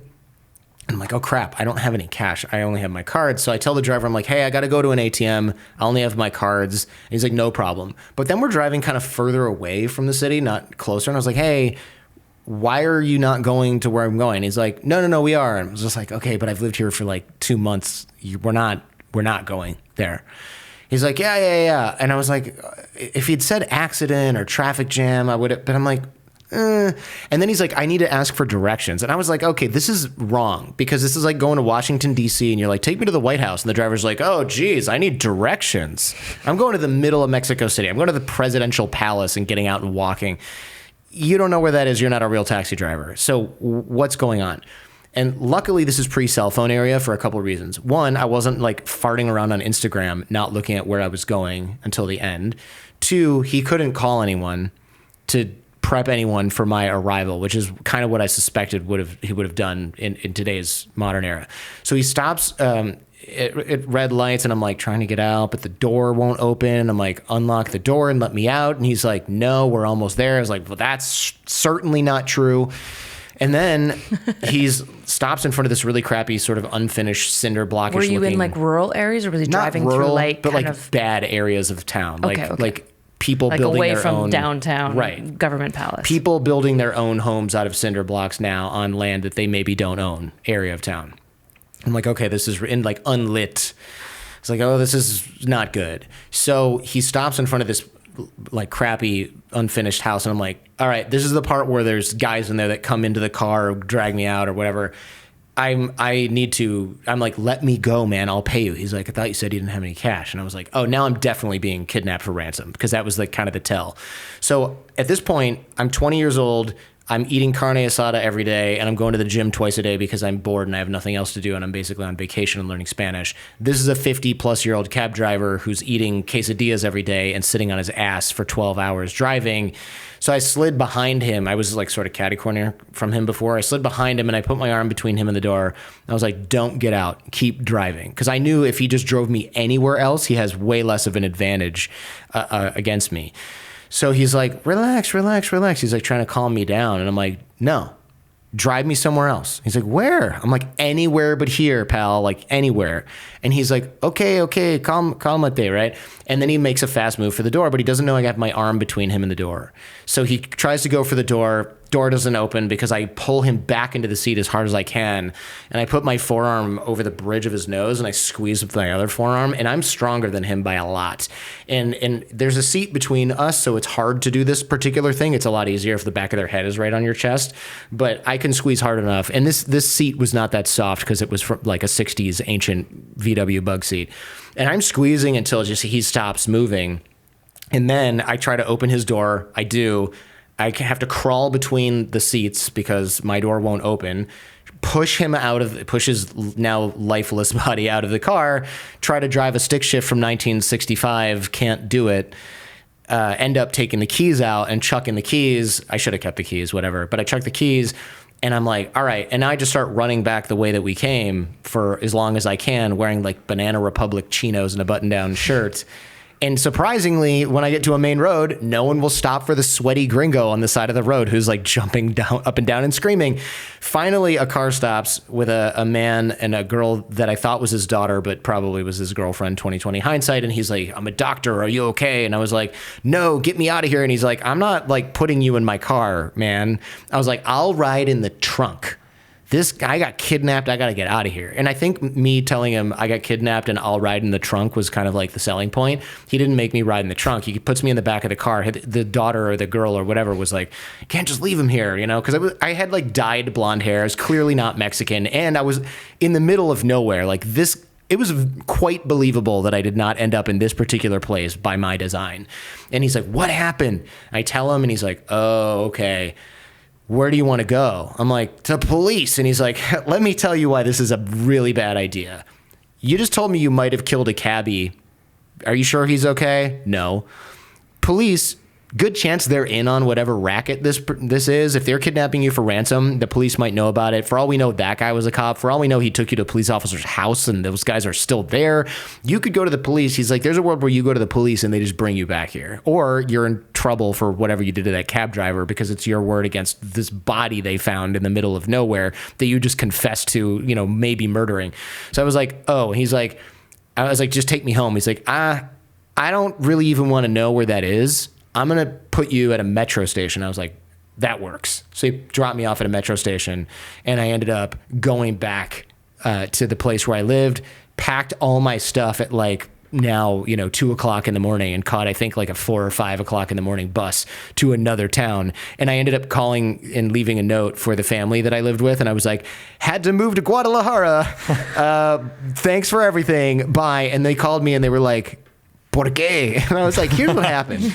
And one of the gals that lived in that house, the younger one, she worked at the presidential palace. And I was like, can you sort of like, is there a computer you can check? And she's like, I'll ask around, but I don't want to make too much noise about this because they're going to wonder how I know about this random thing that happened if the guy isn't alive. And then it's going to all come crashing down. But I checked years later and I'm not in the computer. So I think the guy probably woke up on the sidewalk and was like, oh, crap. Okay, wrong gringo, oops. 2020 hindsight, I don't think they were going to chop me up and put me into little pieces or whatever, and they probably weren't going to hold me for ransom. What they were probably going to do is put some muscly dudes in the car with knives or guns and go take me to every ATM until my card stops working and then just throw me back out on the street. Yeah. But that's like kind of best case scenario. And I wasn't going to roll the dice on that one. So that was the first sort of scary experience. And the moral of the story is pay attention when you're in unfamiliar surroundings. Don't get your phone out and go on Instagram. Because I really think if I would, my brain did a lot of, I couldn't be getting kidnapped. That's never happened to me before because your brain looks for familiar experiences, right?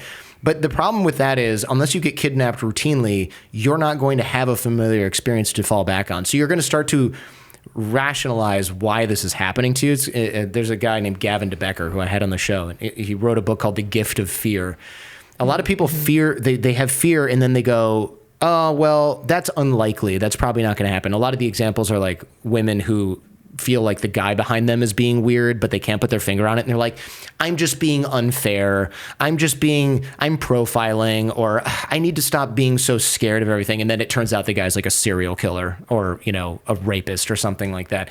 And there's all these little things that our brains pick up on, sort of Malcolm Gladwell blink kind of stuff that you don't necessarily notice and that instill fear. And that fear is evolved and it's really sharp.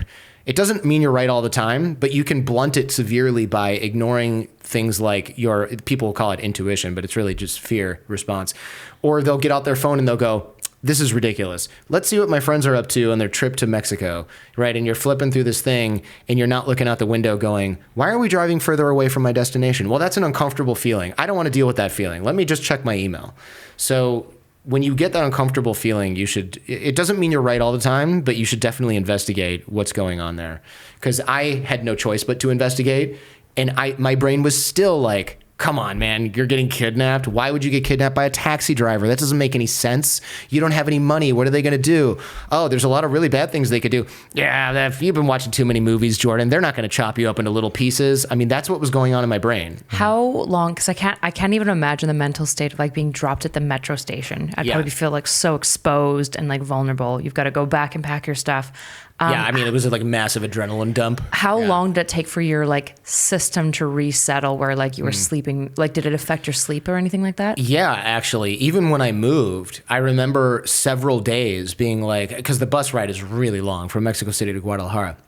It was really long. And I remember being like, I'm going to sleep on the bus. Didn't happen. I remember getting to a place, finding a place to stay, a hotel, couldn't go to sleep. Bought a bunch of marijuana, smoked it thinking that would help. Couldn't go to sleep. Spent the whole next day awake. Passed out like at probably 6 or 7 p.m. And I was like, oh, I'm good. I'm going to go to sleep. I'm so tired. I woke up at like 1 o'clock in the morning. Couldn't go to sleep. So there were weeks where my sleep was totally screwed up. Like I couldn't, it was awful. I didn't realize at the time, oh, I'm having a trauma response from a traumatic experience. I was just like, man, I'm really stressed out because of this thing that I shouldn't even be worrying about anymore. But because you're 20, you don't have a frame of reference for like, that was super screwed up and I should fly home and like go see the counselor. A therapist. Immediately, yeah. Exactly. Or find a shaman. Yeah, yes, find a shaman and do some ayahuasca. Ayahuasca, there you go. That's the real trip. So then how did that first experience of kidnapping help you in any way with your second experience of kidnapping? So this is 4 years later, totally different set of circumstances. I was at a really big concert in Serbia, and I hadn't been checking in regularly with the police. Speaking of authoritarian regimes, one of the things you have to do when you're there, if you're foreign, you have to go to the police, show them your passport, tell them where you're living, why you're there, how long you're going to be there, all these things. You have to do it with the cops. If you go to a hotel, they fill out forms and they take your passport. At the hotel, you don't get to keep it, and they do this for you. But I was living with Serbians, and they like want to know where you're living at all times. And I just thought that was un-American, damn it. I'm not going to suffer this bullshit. But also one of the times where I did it, I went to Austria and I came back and they were like, oh, it's 11 p.m., yeah, we're not going to be able to handle this right now, even though I'd been there for like 2 hours. You're going to have to come back tomorrow. And I was like, okay. And they're like, well, actually, you can't leave because you didn't register. I'm like, yeah, but you said you couldn't do it. And they're like, no, you're going to spend the night in this jail cell with these Roma prostitutes who are chain smoking and talking really loudly all night long with their pimp or whatever. And I was like, are you kidding? I have work tomorrow. What the fuck is this? Probably not allowed to say that. Sorry. What the hell is this? So I was like really pissed off. And I spent one of the worst nights of my life in this jail cell, inhaling secondhand smoke and watching my lifespan decrease or whatever by dealing with this. And so I was like, I'm never registering with the police again. These guys are just authoritarian pricks. I'm over it. What are you going to do? Well, what they were going to do is find out where I was supposed to be living, go there, see that I didn't have any of my stuff there, tell my friend, hey, you registered this guy and he doesn't live there. That's a crime. And she's like, you got to move ASAP. So then I told them I was somewhere else, that I wasn't, and like had all these different issues. So they were basically kind of like looking for me.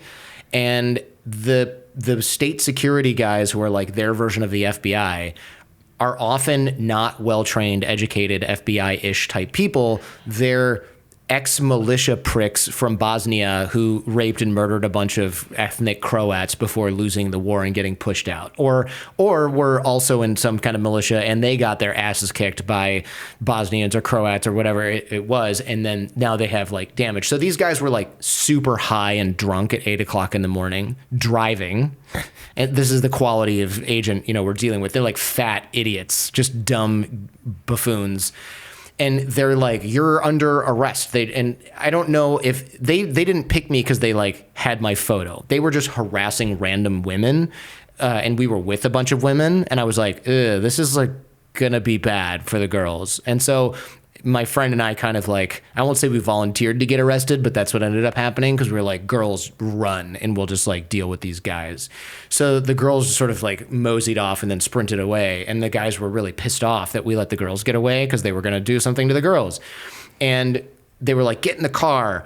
And I remember one of the things they said was, no, not in the car. So when you learn a language, one of the things that's hard is, what are they called? Like position, the in, on, at, forget what those words Things are. like articles or things. I don't know. Yeah. But yeah, I know what you're talking about. Syntax. So they're like, get in the car. And I'm like, okay. And I go to get in the car and I can see like guns in the back seat. And they're like, no, get in the car, not in the car. And I'm like, oh, what do you mean? And he's like, stand on the side of the car. I was like, oh, they mean get on the car. Like not in the car. They want me to stand on the running boards of the car and hold on to the sunroof outside of the vehicle while they drive. And I was like, well, this is really unsafe, but we're going like 5 miles an hour on dirt, an island with no traffic. So like, whatever. Then they drive off that and they get on the road. And then he's like handing me a beer out the sunroof. And I'm like, okay, either this is going to be like a really great, awesome experience or it's all going to go downhill at some point. And my friend's with me who speaks fluent Serbian. And I was like, don't tell them that I understand Serbian and don't tell them that you understand Serbian. So we were like, the guys were just kind of like, we're drinking beers and like bikers are honking at us. And like, I'm like, this is going to be, they're going to let us go, right? Because they're just like kooky, drunk idiots. Well, then the police try to pull us over and they just wave out their window and the police are like, oh, okay. And I'm like, uh-oh. I thought the police were going to be like, what are you doing? And we're like, these guys kidnapped us. And they're going to be like, knock it off. No. They were just like, hey, we're state security. Go away. So the traffic cops just like turn their lights off and just stop following us. And I was like, oh, that's a bad sign. These guys have more authority than the regular police. Did you realize that when they I didn't really, I wasn't super familiar with like this state security situation. Yeah. I just thought like, I mean, I guess I didn't really know. I thought like they still have to pull over. If you're in the FBI and the police try to pull you over, I'm sure you pull over and explain that you're FBI and show your ID. And the guy who's standing on the running boards of the car with a beer gets to be like, hey man, this is not a kosher situation. They don't just get to go like, no thanks, we're not pulling over. I'm going to give you a hand gesture and you're going to run the license plate and find out it's a government vehicle and just be like, oh, well, we don't have any authority. Like that's weird. And that's dictatorship stuff. Mm-hmm. That's authoritarian regime stuff. So then I'm like, oh God, this is ugly. And they pull into this neighborhood and we go into this like shut house. And inside the house, there's a bar and there's a bartender. And the bartender's like, it's okay. And I was like, okay, but you told me that without me prompting you. So that makes me think that this isn't okay. Yeah. Don't worry. You're like, well, now I'm extra worried. Yeah. And I remember the bartender like gave us like cigarettes and he was like, gave us like soft drinks. And the guys we were with was like, no, give them rakia, which is like this really hard plum brandy kind of stuff. And then the guys go, give them rakia and give us water and keep pouring it. And they're going to get really drunk and we're going to interrogate them. And I was like, okay, I understand fully what's going on. So I was like, can I have a bottle of water? And the bartender was like, sure. So I slammed this bottle of water and I leave a little bit. And I was like, oh, I'm so thirsty. And I keep going to the bathroom and filling up the water. Sorry, I screwed this up. I keep spitting some of the rakia in, looking like I'm chasing it with the water. And then I go to the bathroom, dump out the water, refill the bottle with regular water, and I keep drinking the water, but also spitting the rakia back in. So there's this like water rakia mixture. Is rakia clear, I'm assuming? It's clear, yeah. Okay. I mean, it's, maybe a little bit off, but these guys are, one, idiots, Drunk. and two, yeah, they can't really tell and they're already drunk. So I'm getting drunker, but not like wasted. Was your friend getting? My friend was getting completely fucking hammered. Yeah. Completely hammered. Yeah. So he gets like so drunk he can like barely move. And then they're like, okay. And I'm like, oh, I need to sort of like pretend that I'm also in that state because it's going to be pretty weird when we have 20 shots. And I'm like, okay, let's go. Like, what's next? And my friend can't like move, right? That's going to be very weird. So they take us downstairs, and I can hear my friend getting his ass beat like hard, like really, really bad. And it's not just that he's screaming and grunting, but you can hear him getting slammed on things. And the room they brought me into, the bartender had left by this point, and I was like, oh God, this is not good. The room they brought me into was like an empty basement-ish room with like rusty pipes sticking out of the wall where there used to be a sink, and like a car battery in the corner. And I'm like, oh, that's not here for storage. That's like a thing they hook up to you or something.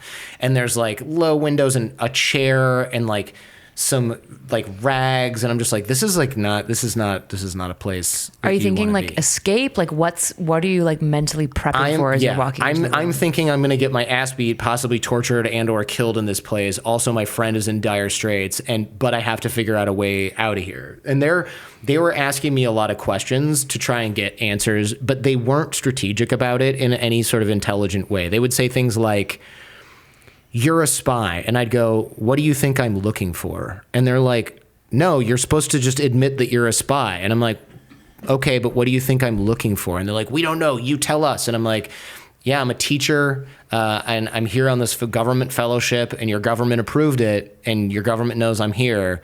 And they're like, "Why are you running from the police?" And I was like, "I'm not running from the police." Like, "You are running from the police. You want us to beat your ass?" And I was like, "No, who would want you to beat their ass? That doesn't make any sense." And I just kept doing stuff like this, and they were getting so frustrated, and they were hitting me, but they were like, "No, this is not like that." You know, like I was answering their questions, but in a way that they were just like getting kind of annoyed and frustrated. Not angry. I don't want them angry. I want them confused. And so I just kept doing things like that. And they were like, "You want to bring our country down?" And I was like, "I really like the food here. I really like the food. Where should I go eat after this?" And they're like, "I don't think you understand. You're not getting out of here." And I'm like, "Yeah, but after this, I really feel like eating a pleskavica," which is like this like stuffed burger thing. And they were just like, "You're not getting out of here. This is the end for you." And I'm like, "Do you prefer this place or that place?" And they're just like, "You're taking control of the conversation." They were getting frustrated, but it wasn't like in a smart ass way. I'm really just genuinely asking these questions. And they'd be like, "You probably here taking advantage of the women." And I'd be like, "Oh no, I have a girlfriend. She's super lovely. She used to live in the United States. She got pushed out of her home because she used to live in Bosnia, because I figured that's where these guys are from." And they're like, "She got pushed out of her home in Bosnia?" I'm like, "Yeah, it was really terrible. It was during the war." And the guys were like, Yeah, that happened to a lot of us in Bosnia." And I'm like, yeah, I really miss her. "Oh my God, you guys would get along so well." And I'm like, as if. Yeah. Right? And they're like, "You're dating a Serbian girl who fled during the war?" And I'm like, yeah. Was that true? Bullshit. Okay, no, you're making all this bullshit. shit up. Yeah, I just know enough Serbian people to like fake this. How did you think to, like, that's so, like, you're being so quick on your feet? Yeah. It was just kind of came to like, your mind, or? Yeah, I mean, I would say that this is something that like you can kind of train, and if you can kind of train this, but I also thought, okay, if I tell them everything they want to know, it would be, first of all, that's impossible because they assume that I'm a spy. So if I just deny that I'm a spy angrily, they're going to just get angry and beat me up. If I deny that I'm a spy calmly, they're going to accuse me of being a spy who's like trained to lie about being a spy.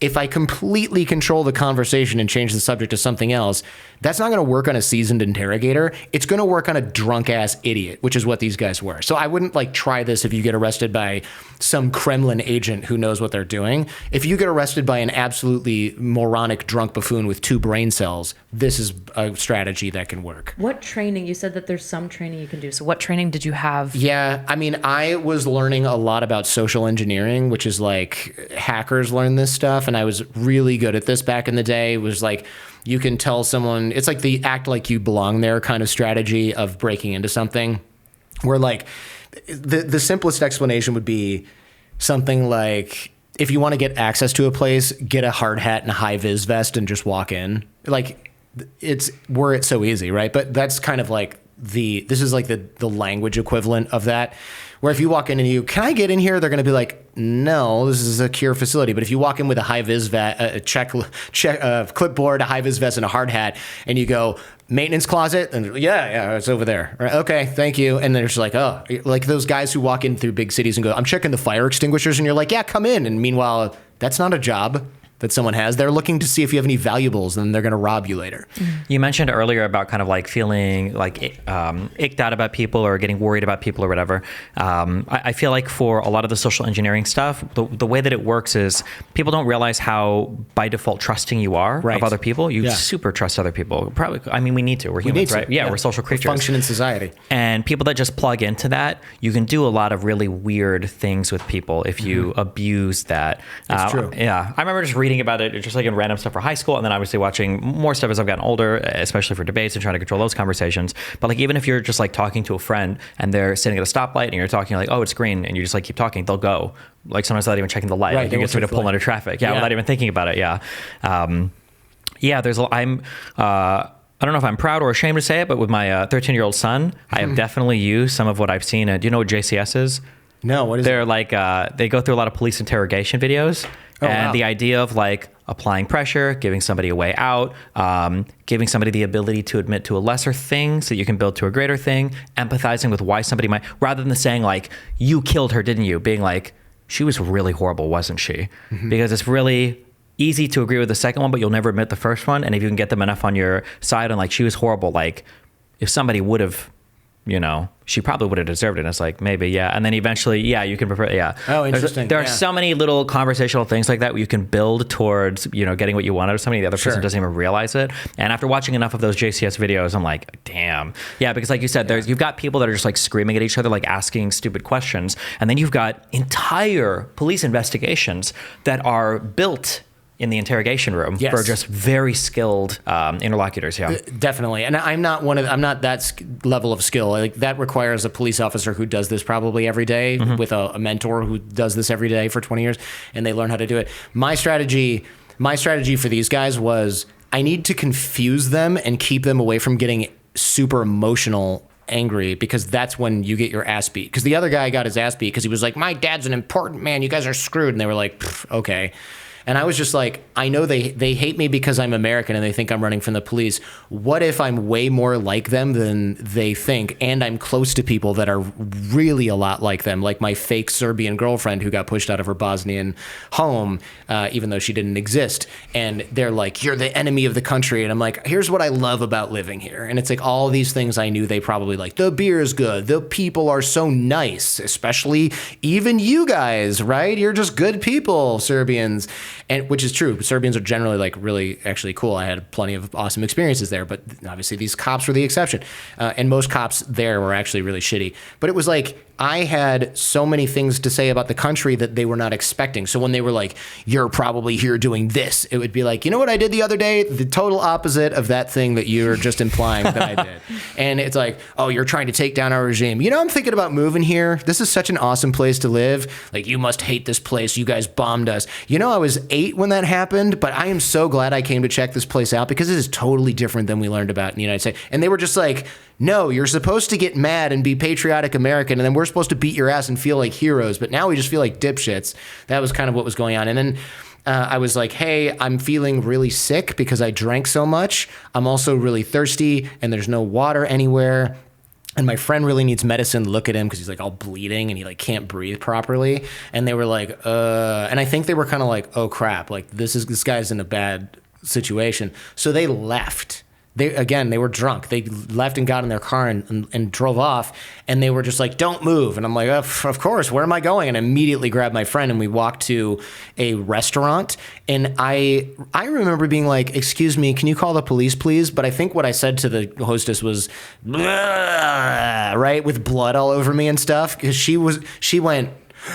And then she walked away, and I was like, she must be getting menus, right? And then, but what happened was the police showed up, not the same guys, obviously, and not the state security guys, but like the militia, like the regular cops and some traffic cops. And they were just like, what are you doing? And I was like, oh, I'm foreign, and I got kidnapped by the police. And they were like, yeah, right. And I was like, black Jeep, state security, said this, this, and this. And then they were like, oh, that sounds real. And I remember being in the back of the police car, and this young guy who has like an MP5 or whatever, like aimed in my general direction, is like, you fucking junkie idiot, you guys. And I was like, no, I got kidnapped by the police. Here's what happened. And I remember he goes, oh man, I'm really sorry. That's terrible. That should not happen.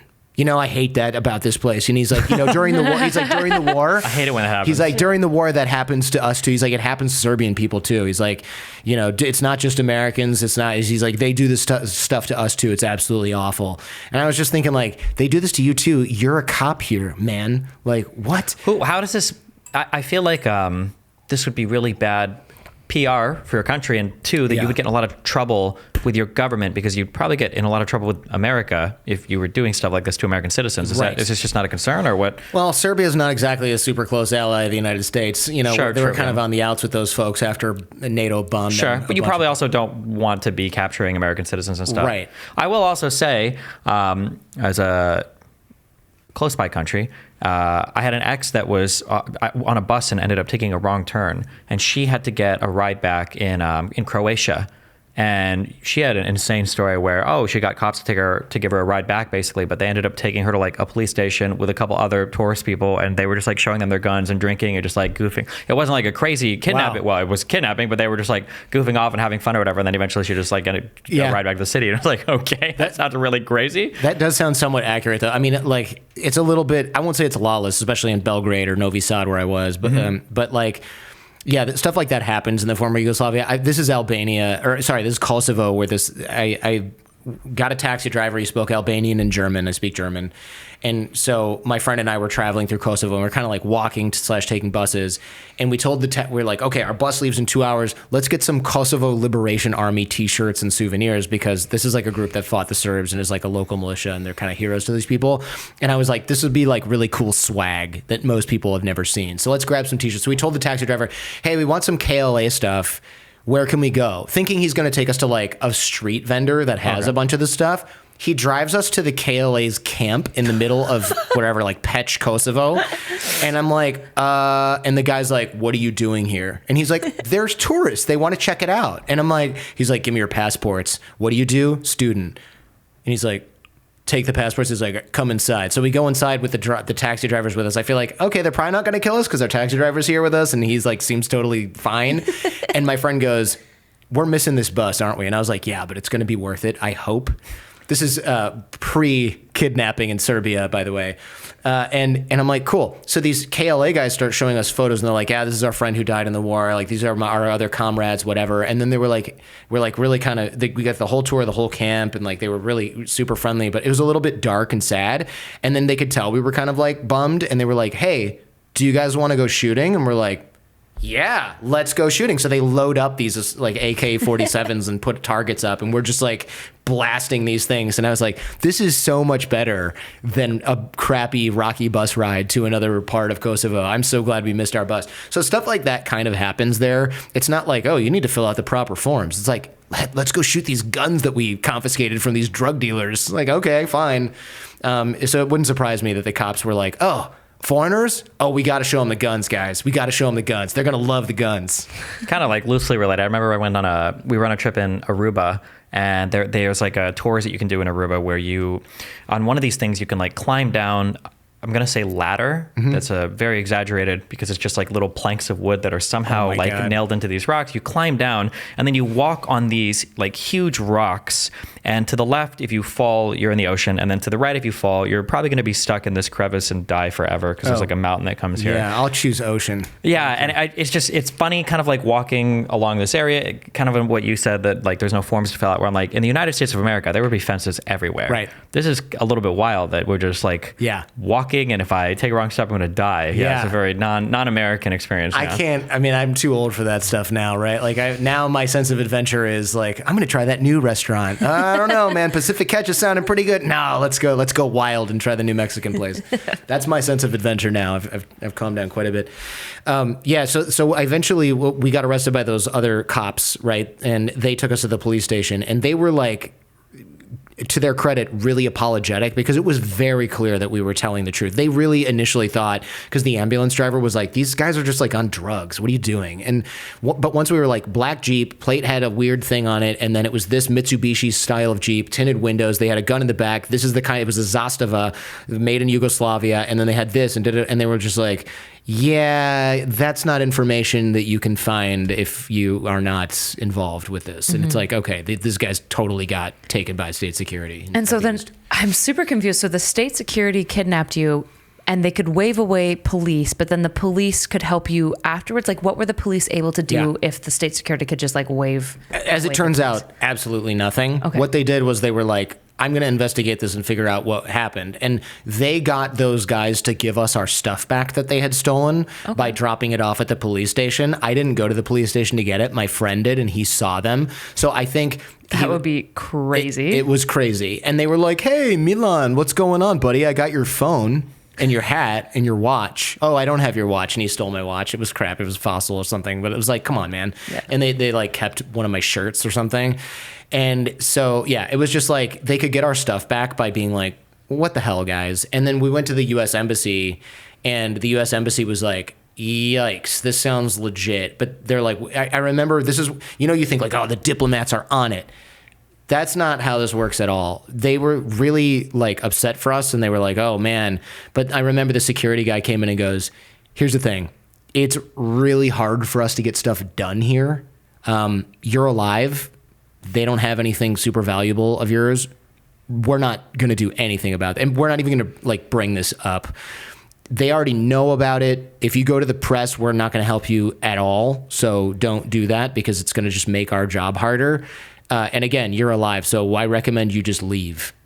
And I was like, wow, okay. And then I was working there. So later I went back to the embassy again.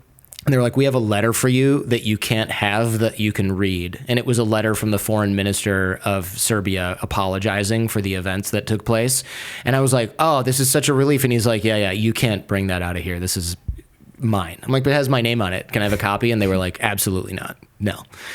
Because they were just kind of, and then the story in the newspaper was 2 guys from a potato chip factory abducted 2 tourists and lied and said they were police. And I was just like, totally had government stuff in a government vehicle, but okay.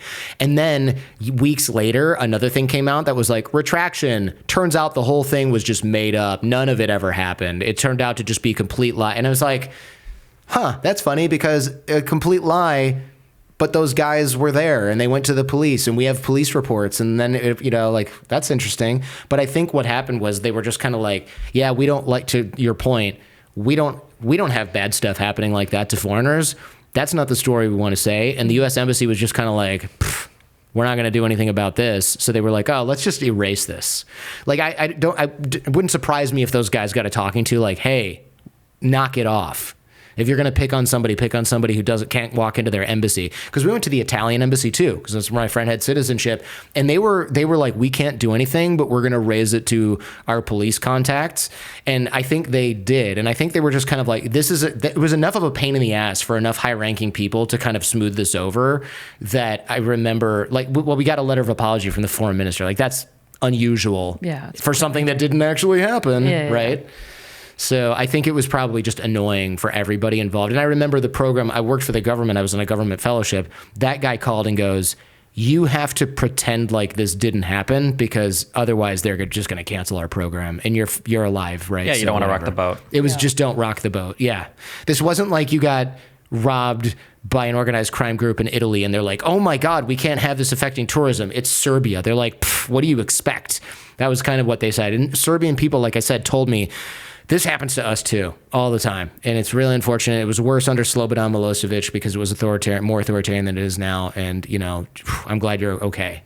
That was it. What's driven you to like tour and go to all these like pretty sketchy places? My mom also wants the answer to this question. So I was going to say, your mom must hate this. She didn't want you to go to Israel. She does. Yeah, she does. And what happened was when I went to Germany on my exchange, I thought I was going to go to West Germany. I went to East Germany and I started to do like the post-mortem on why that was such a transformative, amazing experience. And the reason was because it was used to be communist and the people had a different mindset and they didn't trust Americans and they didn't learn English. And I got this immersive, totally new look instead of going to like the America where people speak German, right? Not that Germany's really like that, but it's way more similar to the United States and West Germany than East Germany ever was. So I was like, I need more of that. Where do you get that? I remember the reason I went to Serbia was because I was like, I want to go to a place where they do not like Americans. And they do not trust Americans. Where is that? The former Eastern Bloc. Why? Okay. Why do you want to go where? Because if you go, I'd been to all these other countries and it was like really cool and you meet people who speak Italian in Italy and you meet people who speak French in France and stuff, but it just seemed really similar. Yeah, it's culturally identical, basically. And I remember thinking, when I'm older, I can go to Paris and it'll still be there, and it'll be different, but it won't be like totally different. But you know what's going to be totally different? Kiev, Odessa, Kharkov, which now is so different that it doesn't really even exist anymore, right? The former Yugoslavia, which on the map was changing, like depending on the year the map was printed, had a different name on different pieces of the country. And I was like, that's going to be really interesting. And I originally had a job in Kharkiv, Ukraine, and I lived in Odessa for 3 or 4 months by that time. But then they canceled the job, and then Serbia gave me a job. So that was the reason I went there. It was just like, where did you get a job? It wasn't like, I got to go to Belgrade. It was like, I'm trying to get a job in Russia, and they were like, you need a letter of invitation and all these forms, and we might deny your visa. So I couldn't even get in. Ukraine was like, you can come in, but it's a little weird. You just have to pay these fees, and we'll write you in a letter that says you're like an agricultural expert, and now you can come stay here for as a tourist. So I'd be super curious, because I know your show is a lot about like personal growth and like trying to like extract wisdom from all the people that you talk about. How do you feel about taking like a year off of college? Like, do you recommend it? Yeah. Or between like high school and college, or college and getting a job? All of the above. All of the above? Why? Yeah. It's funny. I got this exact same question from, I gave a talk at the University of Michigan a long time ago. And one girl was like, I really want to go to, it might have been Ukraine. It was some like place that her family was from, or grandparents were from. But my mom says I need to go directly to college or grad school or whatever it was. These were high school students that had come to the university for a program. And she goes, but my mom doesn't believe that this is worthwhile. And I was like, let me tell you that college admissions, the reason I got into Michigan Law School was because I had this diverse set of experiences. You are going to learn so much more going to, I don't know, Moldova, where your family was from, for a year, becoming fluent in the language, learning a bunch about the culture, traveling around the area. You're going to learn way more than you will in your 16 credit load of Anthropology 101 and whatever at a university. Also, if you do this particular, you take your AP classes or whatever, congrats. You're like the other 158 zillion people who took AP Chem during that summer or during that year off. You're in that bucket. Oh, you went to, Belarus, where your family's from, and you learned the language fluently, and you lived in an authoritarian place, and you have a totally different perspective on the world, and you know how other people think now. Okay, now you're in a totally different bucket of people that have done crazy, unique things. That stands out way more than somebody who just followed like the beaten path, but then went on the somewhat less beaten, slightly harder AP credit path. You just were like, there's no path here, but I'm going to cut it open with my machete and make one. That's way more interesting and attractive to employers, universities. So that's just if you're planning on going to get a job or to a better university. It's even more valuable if you're not, because I think you learn so much from these experiences that they're priceless. So if you have the ability to take a gap year between high school and college, you should do it. If you have a summer off, I think you should not go work at the movie theater where your parents live. I think you should go get a job at a hotel in another country. And even though you're going to be a porter, it sure beats tearing tickets at the movie theater, and you're learning a language, and you're learning a culture. Yes, you have a minimum wage job somewhere. Who cares? Or work at a youth hostel. So then you have accommodation at the youth hostel. You're meeting foreigners all day. Like, there are ways to do this, even if you're not some sort of privileged D-bag whose parents are like, here's $25,000 to spend on the summer. I didn't have that. But I get that a lot of people say that money or the opportunity is not there. You can make your opportunity there. Like I said, I had a job in Serbia. Yeah, I made 100 euros a week. Okay, I survived on that. I wasn't balling, but I was able to make it work. Mm-hmm. I think those gaps in those years, those experiences abroad are priceless. And again, you're not going to have 8 months to go live in another country when you're older, unless your job sends you there. And that's a different experience. Right. Once you got kids and a wife and stuff, you're not going to be like... It's just not happening. Yeah. Take it from me. I was Mr. I'll do this later. Thank God I did a bunch of stuff early, because I was like, I'll go to that other experience. I'll do that later. I'll go do that later. This is later, and I cannot leave my wife and small kids for 12 months because I want to go live in, Peru or whatever. That is not a thing that can happen. And seizing these little opportunities, even though they're inconvenient at the time, it have always been the most interesting experiences of my life. When I was in Israel, I lived there for 6 months in 2000. right before the second Intifada started. And my friend goes, will you come to the Gaza Strip with me during the spring break or whatever it was? And I was like, it's far. Why are we going there? She's like, my roommate from college in America is Palestinian. I can't go there unless I go there with a guy because it's too dangerous, even for me to travel there on my own. They'll pick us up at the border checkpoint and drive us to Rafah where they live, and we'll stay there for 10 days. And I was like, can I go next time? She's like, there's no next time. I can't visit my friend without you. I'm really asking you to come with me. And I was like, fine, not having a clue what I was getting into. So we drive to the border checkpoint. Israelis are like, what are you doing here? Are you volunteering? No, I'm just going to visit her friend. And they're like, open your crap. This doesn't check out at all, right? And they search us and they're like, have fun, man. Just like, you idiots, you know? And I didn't know what I was getting into.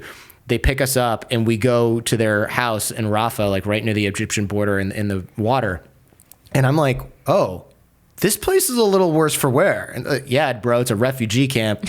We don't build a whole lot of skyscrapers here. Yeah. But I remember they would be like, that's Yasser Arafat's house. And it's like this palatial estate and has like, and he's like, that corrupt bastard. I was like, what do your parents do? They work for the Palestinian Authority. And I'm like, I have questions. Isn't that Yasser Arafat's organization? And they're like, yeah, but secretly my parents don't believe in any of that stuff. But my dad works for him. And I was like, oh, that's interesting. And then they put me on my own floor of their house. And I'm like, what's that green flag on the wall? And they're like, Hamas. Have you heard of Hamas? And I was like, nope.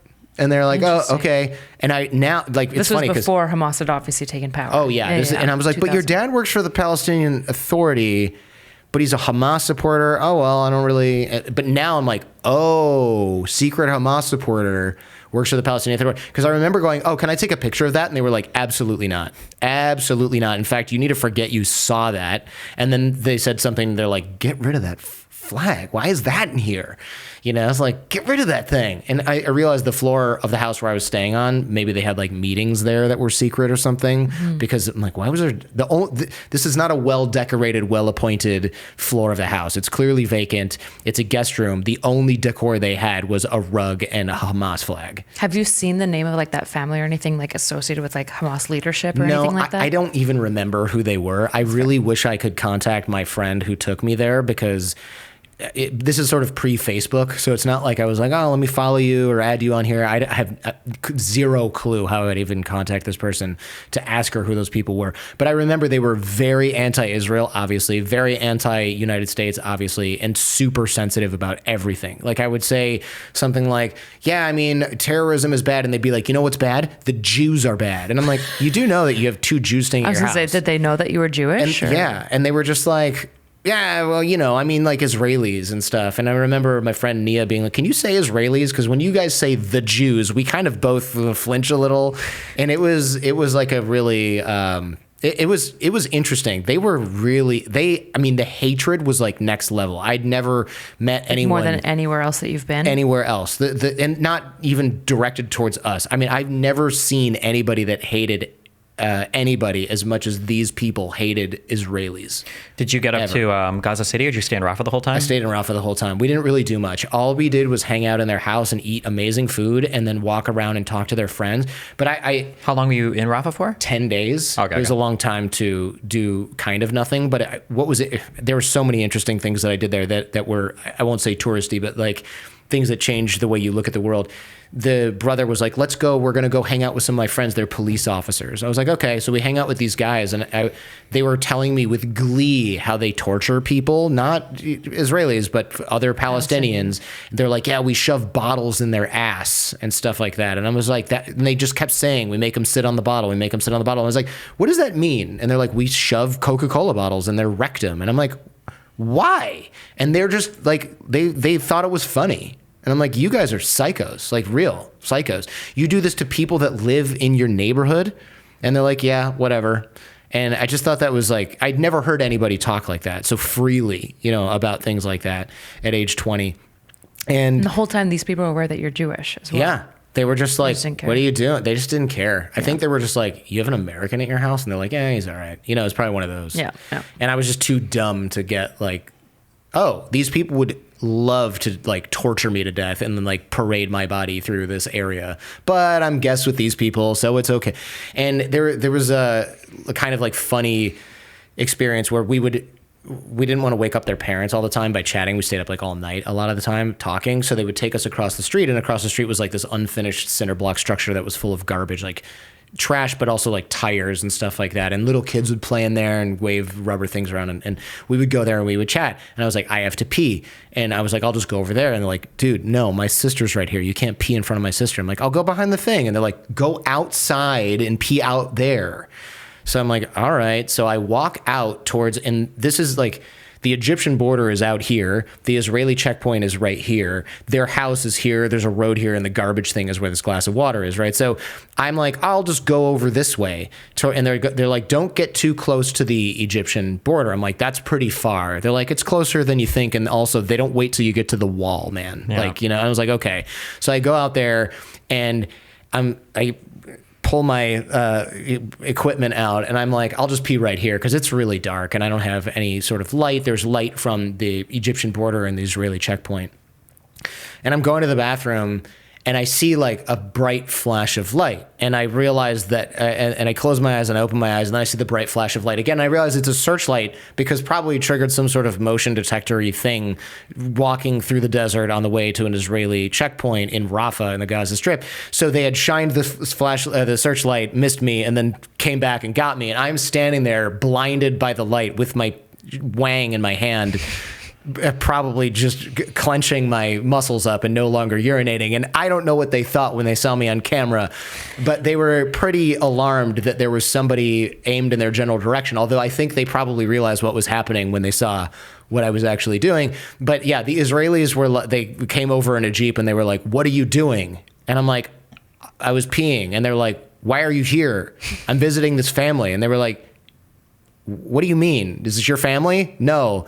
Where are you from? United States. And they were just like, what in the hell? So I had to like deal with them and did you check in at the checkpoint earlier? Why are you here? Why are you holding your dick in your hand in the middle of the desert at 4:00 in the morning? And it was just like, I was like, wow, okay. These people kind of deal with this all the time. And it's probably not like, ha ha, we caught an American peeing. It's probably like, what are you doing? Oh, I was going to take a whiz because I was hanging out. Yeah, right. Come with us. It was really like, and it was, I get it. I get that that's an extreme security situation. And you can't help but feel a little bit of sympathy. Like, we went to the beach, huge trash piles taller than me on the sand, and the women would wade into the water in their full burqa head covering, whatever it is, and they would just get wet, and then they would walk back out. To like cool down? Yeah, to cool down. And the kids would all swim, and I would go in and swim. And it was just like a throng of people. It was a really small area where you could swim, and they would start to, like, the little kids especially would try to touch me, and it would push me underwater a little bit, and it was really scary. And I remember them going, hey, there's something called a riptide, and it just happens sometimes, so just be careful. And I didn't know what that meant either. And I was like, this is not a safe area to swim, and it's covered in trash, and people are pushing me down, but it's the only thing that they have. And they're like, you could go to the nice beach where the Jews are. And I was like, how do I do that? And I think this is a trick. I think if I go there, you're going to be upset. And apparently there's some settlement nearby with like nicer beaches and military. I didn't get it, right? I didn't get the memo on how these people lived, because I'd only been to the West Bank, which was like shopping malls and cheap stuff.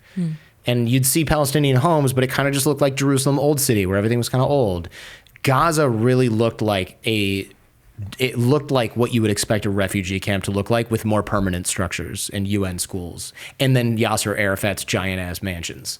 It was an alien experience.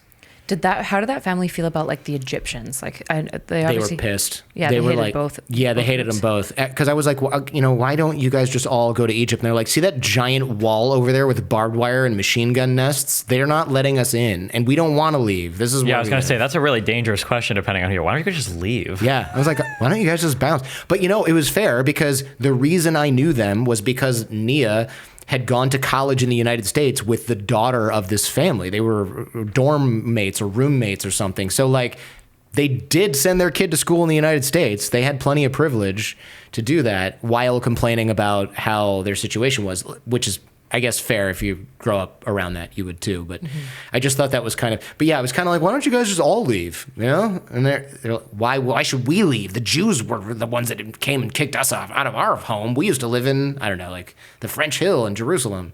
And it's like, oh, okay. And they were, it must have been frustrating because I wasn't malicious and I wasn't debating with them. I was just totally ignorant. And it's hard to get mad at somebody who just is clueless. I could tell they were frustrated because I was like, can you help me with my Hebrew homework? And they were like, I don't really like speaking Hebrew. I just happen to know it. But yeah, like, fine, you moron. I'll help you with your Hebrew homework. Like, that was the vibe I got from these guys and the gal. Gotcha. I'm super curious. Sorry. You're fine. Do you ever talk on your own show, or is it I do. mostly I'm her? listening. I'm taking it all in. Yeah, kidding. you know. No, I'm just kidding. I wish you would have gone up to Gaza City. I'm curious what that would have been like pre disengagement, because I know in 2005 they ripped them all out. And one of the craziest experiences I feel like being in Israel is the difference. Like, people talk about like poverty, or they talk about wealth. Yeah. But income disparity or wealth disparity is a thing that is so much more immediately noticeable. And you can be in a poor area and you can be in a wealthy area, but it's really weird to be in a poor area that's like separated by a fence from a very wealthy area. And I know that up through, even in the Second Intifada, but up through disengagement, you would have Jews that would just go into the Gaza Strip and they would visit people who live along. I think they were mostly more north, I think, around Gaza City, and you'd have your Jewish settlements and your nice houses, and they'd go to the beach and they'd go out and they'd go shopping, and that must have been so insane to see just to see the difference between the two areas. Yeah, I did see. I mean, they took us to some places. I sort of am ashamed to say I don't really know exactly where we were. I remember there was one position where we were up high enough where we could see these Jeeps that had like cages on them.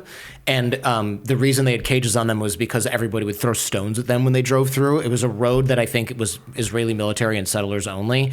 And I don't remember. And they were like, yeah, we just throw rocks at these cars. You stand up here and you can use like a sling and throw rocks. And I'm like, how are you hitting anything from here? But it was like a hobby. It's like when you're really bored, you just come here and you like hurl stones at the Jews. And it was just like, that seems pretty unproductive, but I can, like, the teenager in me is like, can I give that a shot? But of course I didn't. And I would have, you're so far away, you have no hope of hitting this thing. And if you do, it's going to bounce off. But I guess it just probably feels cathartic to try. Yeah. It's good practice. Yeah, I guess. And so I remember that, and I remember them saying, you know, oh, the Jews live over here and the Jews live over there. But yeah, the Egyptian border wall was really a sight to behold. I mean, I've never seen a security border like that. It wasn't like people can go through. It was just like, no one can get past this. There's towers, there's razor wire, it's high. And it's just, they just did not want the Palestinians to go through that area. That was really clear. And they told us that I said, what if you're in the water? Like, I'm all like, what if you're in the water? They'll just shoot you in the water. And also apparently there's probably stuff under the water. They said there's stuff that will, that makes it so you can't get across. Who knows? Catch your legs and stuff like that? Maybe there's razor wire under the water. Maybe there's a wall that's like just sort of, I really don't know. I didn't have the chance to check it out, but they were very clear that you can't just like swim around that wall and everything's fine. Because I was like, oh, look at me, I'm so smart. Just take a little boat and go around it. Yeah, none of you thought of this. Yeah, none of you thought of this. Yeah, exactly. And I remember the Israelis at the checkpoint were really gruff. Of course, I mean, that's like their whole thing. But I just never experienced anything like that. It was like you're waiting in this pen and you're waiting in this long line and there's hundreds of people lined up. And then there's a line for non-Palestinians that no one is in. And they're just like, what are you doing? It was just pure confounding. And there was Italians that were going in to volunteer and stuff. But there was, when you say tourists, they were just like, whatever, dude.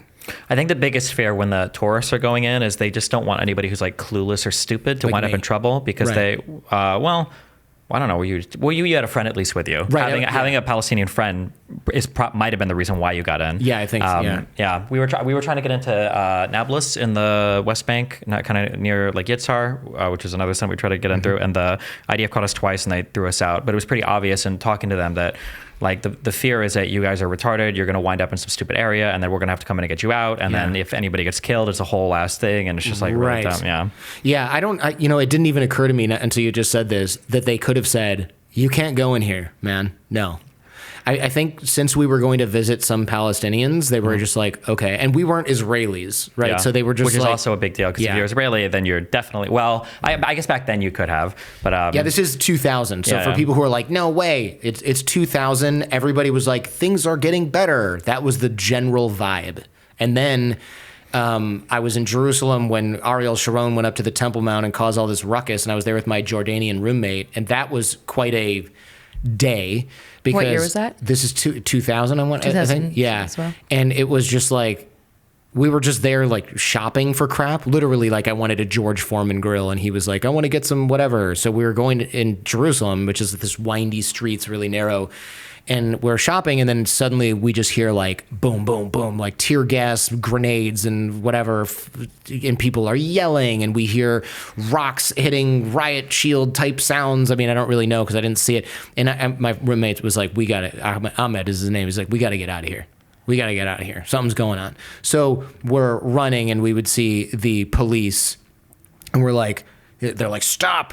You know, whatever. And I'm like, we're just American tourists. We got to get out of here. And they were like, oh, okay, that way, right? And he's like, okay, if we run into Arabs, let me talk. I was like, that's probably a good idea. So we'd run and we'd see a gang of Arab youth carrying stones. And he was like, I think he said something like, Ana Arabe or whatever, like, I'm Arab. And he would grab me and we would just run. And I was like, oh, we're lucky we're getting out of here, because people were throwing rocks at the police, yelling at the police. The police were firing stuff. I don't know if it was rubber bullets or real bullet, like whatever it was. It was a mess.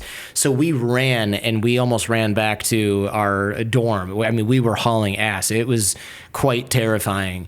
And then I thought, like, oh man, what a weird afternoon. But even for days and weeks after that, it was like helicopters flying over our dorms with the window open, and they would like fire tear gas out of the helicopter into places where people were gathering.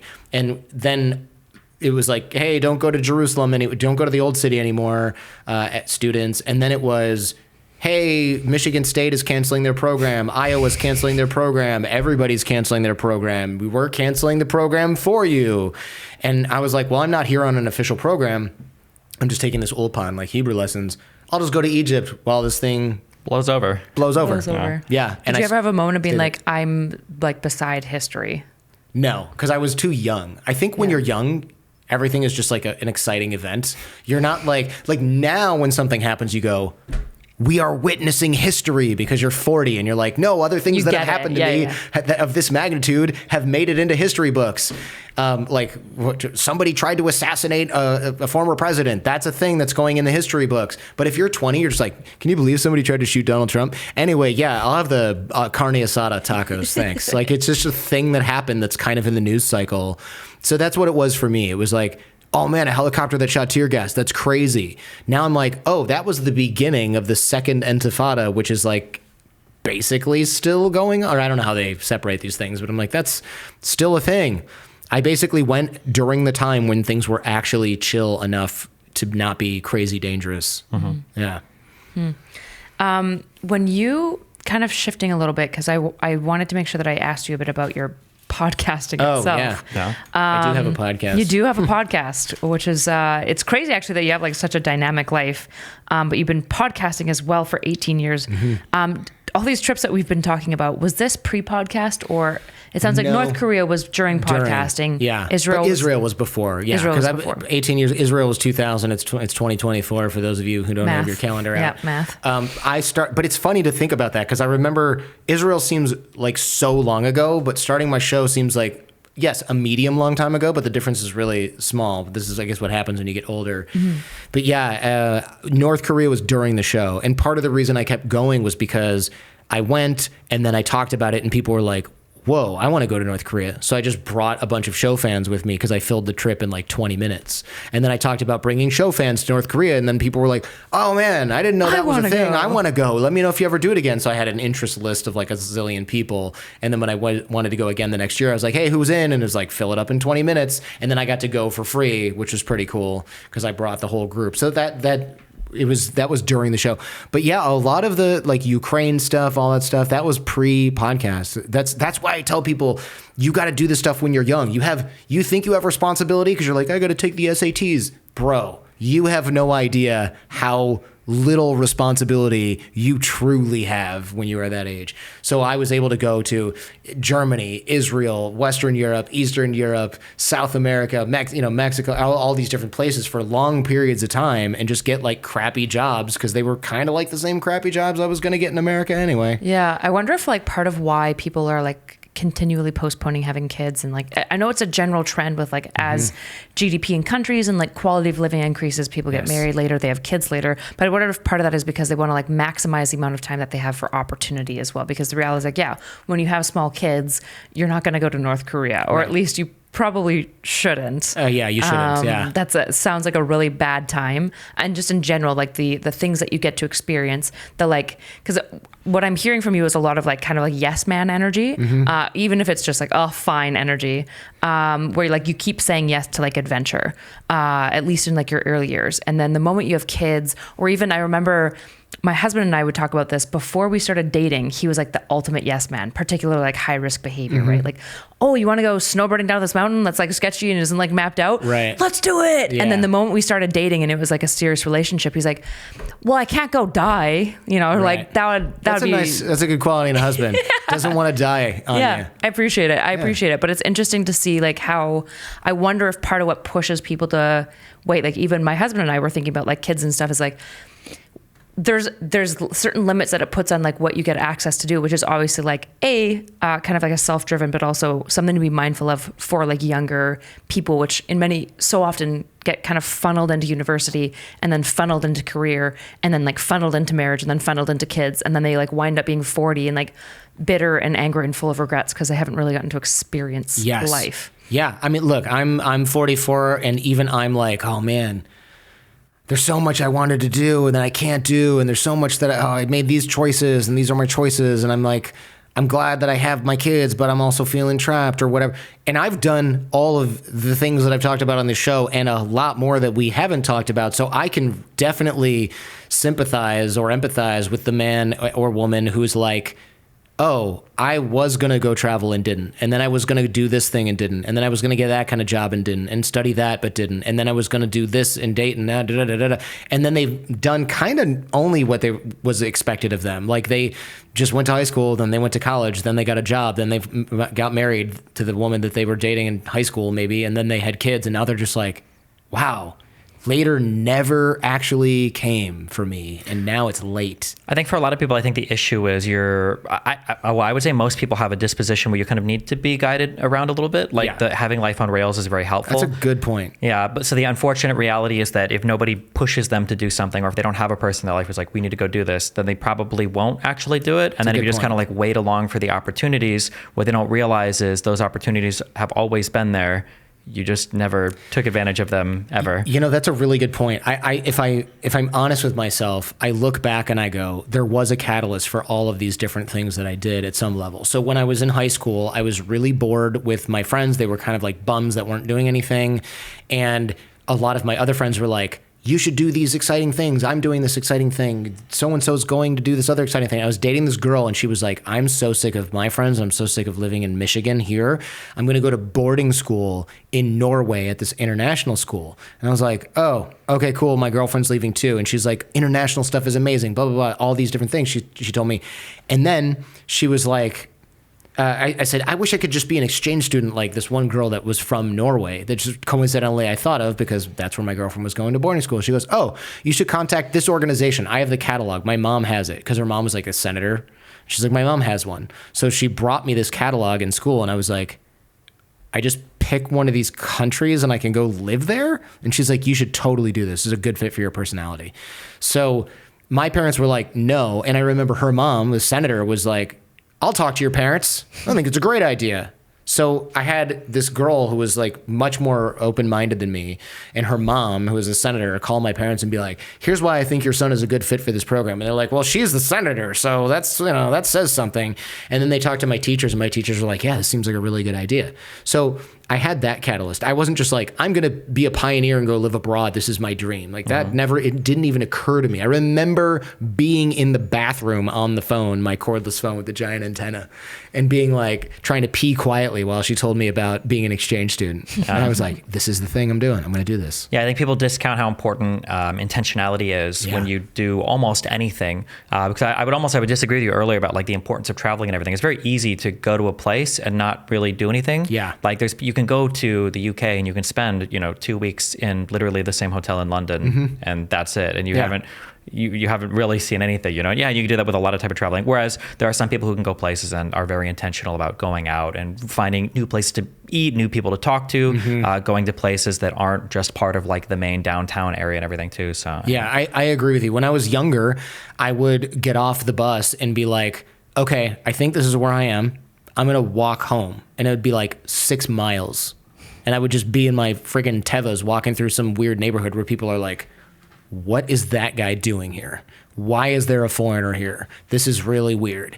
And like little kids would run up to you and be like, hello, and because you're just like an alien in this barrio or whatever in Mexico. And you're just like, I think I'm right here. And like an old man would be like, you're like right here. Okay, thank you. And I did that all the time. Or you'd go to a city and be like, I have a free day in Costa Rica. I'm not staying at the Four Seasons. I'm staying at my friend's house. I'm going to walk from my friend's house to, I don't know, some place downtown. And my friend's like, that's going to take like 4 hours. Okay, I don't have anything else to do. So I did that a lot. Now, of course, I'm like, no, I want to take an Uber to this restaurant that I saw on Yelp or Google reviews. Yeah. Like it's just it's a different sort of thing with the smartphone. But you're right. It's not like I can't do that other stuff. It's just that you need to try harder. Back then, with no smartphones and no Uber and no money, it was easier to walk the 4 hours to the random place that may or may not still even be there from your lonely planet that you got. Yeah, I remember I'm from Omaha, Nebraska, and I understand how the streets are laid out because it's all like a grid system. So if somebody says they live at 4473 North 73rd Street, then, you're 44 blocks north of Dodge, so you're probably around I think Maple now or whatever, and you go this. But now, I think I lived in California for 3 years, and I don't know if I could have driven any place that I'd driven for every single day because I just look at my phone and I follow the GPS. 100%. I don't even know how to get down there actually. I had this exact experience. So I do a lot of walking in my own neighborhood, and I was like, oh, there's a new house going up. My wife goes, where? And I go, it's on that street that's next to ours. She's like, which one? And I'm like, I have no idea what the street name is. Yeah. That's not my own street. It's right I'm on it every single day of my life. No clue what the name of that street is. I had to go outside and look at the street sign. And I'm like, this is embarrassing. If you ask me to draw the neighborhood I grew up in Michigan, I can draw every road, tell you where people lived, most of the houses, and all of everything, all the way probably to my high school, because I drove that way the whole time. And you can do topography too if you rode bikes, right. Because you know where the uphills are, and you know where the downhills are. Yeah, of course. Meanwhile, I'm like, there's a new house going up a block away, and I could not tell you what street that is. It's really sort of pathetic in a way. There's a term for this in psychology where it talks about basically it talks a lot about novelty of childhood and how we tend to attend to and process all sorts of things as kids that are really exciting, which is why you remember the houses, because it was your first neighborhood ever that you've experienced. It was the first time you biked up a hill by yourself and your parents weren't watching and stuff. Whereas by the time you're 20 to 30, it's no longer novel, and therefore you're not attending to it, right? And you don't remember what you don't attend to. And so there's that as you get older, it's easy to go AFK in the brain because nothing's really novel stimulus. And that's where the intentional mindfulness has to come in, where you are noticing the houses and the cars and all those things. I think there could be novelty, but I think a lot of it is just when a process is automated, when there's an easy thing to do. It's almost like getting an injury. It's easy to just never use that muscle ever again. Because if it hurts a little bit, you just you just kind of sit off to the side. Okay, I'll just never put weight on this ever and always be hurt for the rest of my life. Yeah. And it's for GPS, you never, even driving a new place is I got the GPS, here we go.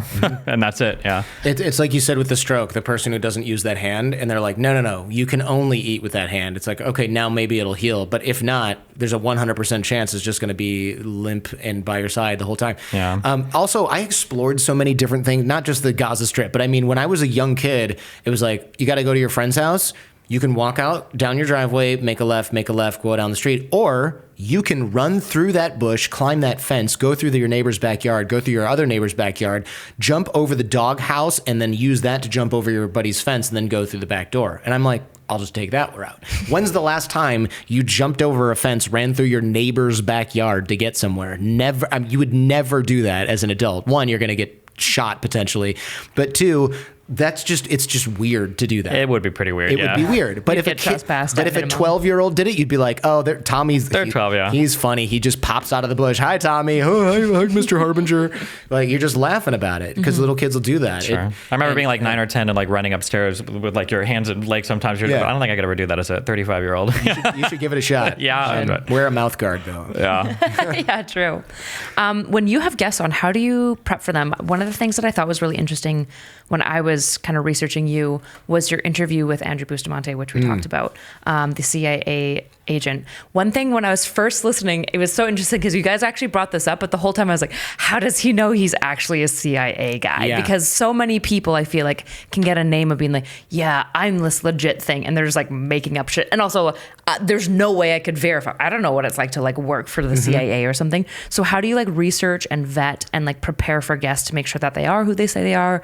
But also just like, how do you know what conversations you want to go into with them? Well, first of all, whenever I interview somebody who's like, I'm ex-KGB, ex-CIA, like you said, it's like, oh, cool, let me just platform you without verifying this because you're secret agent man. No, I will call people who are former CIA that I know, and I'll be like, do you recognize this person? They won't recognize the name, and often they won't recognize the person, but they'll go...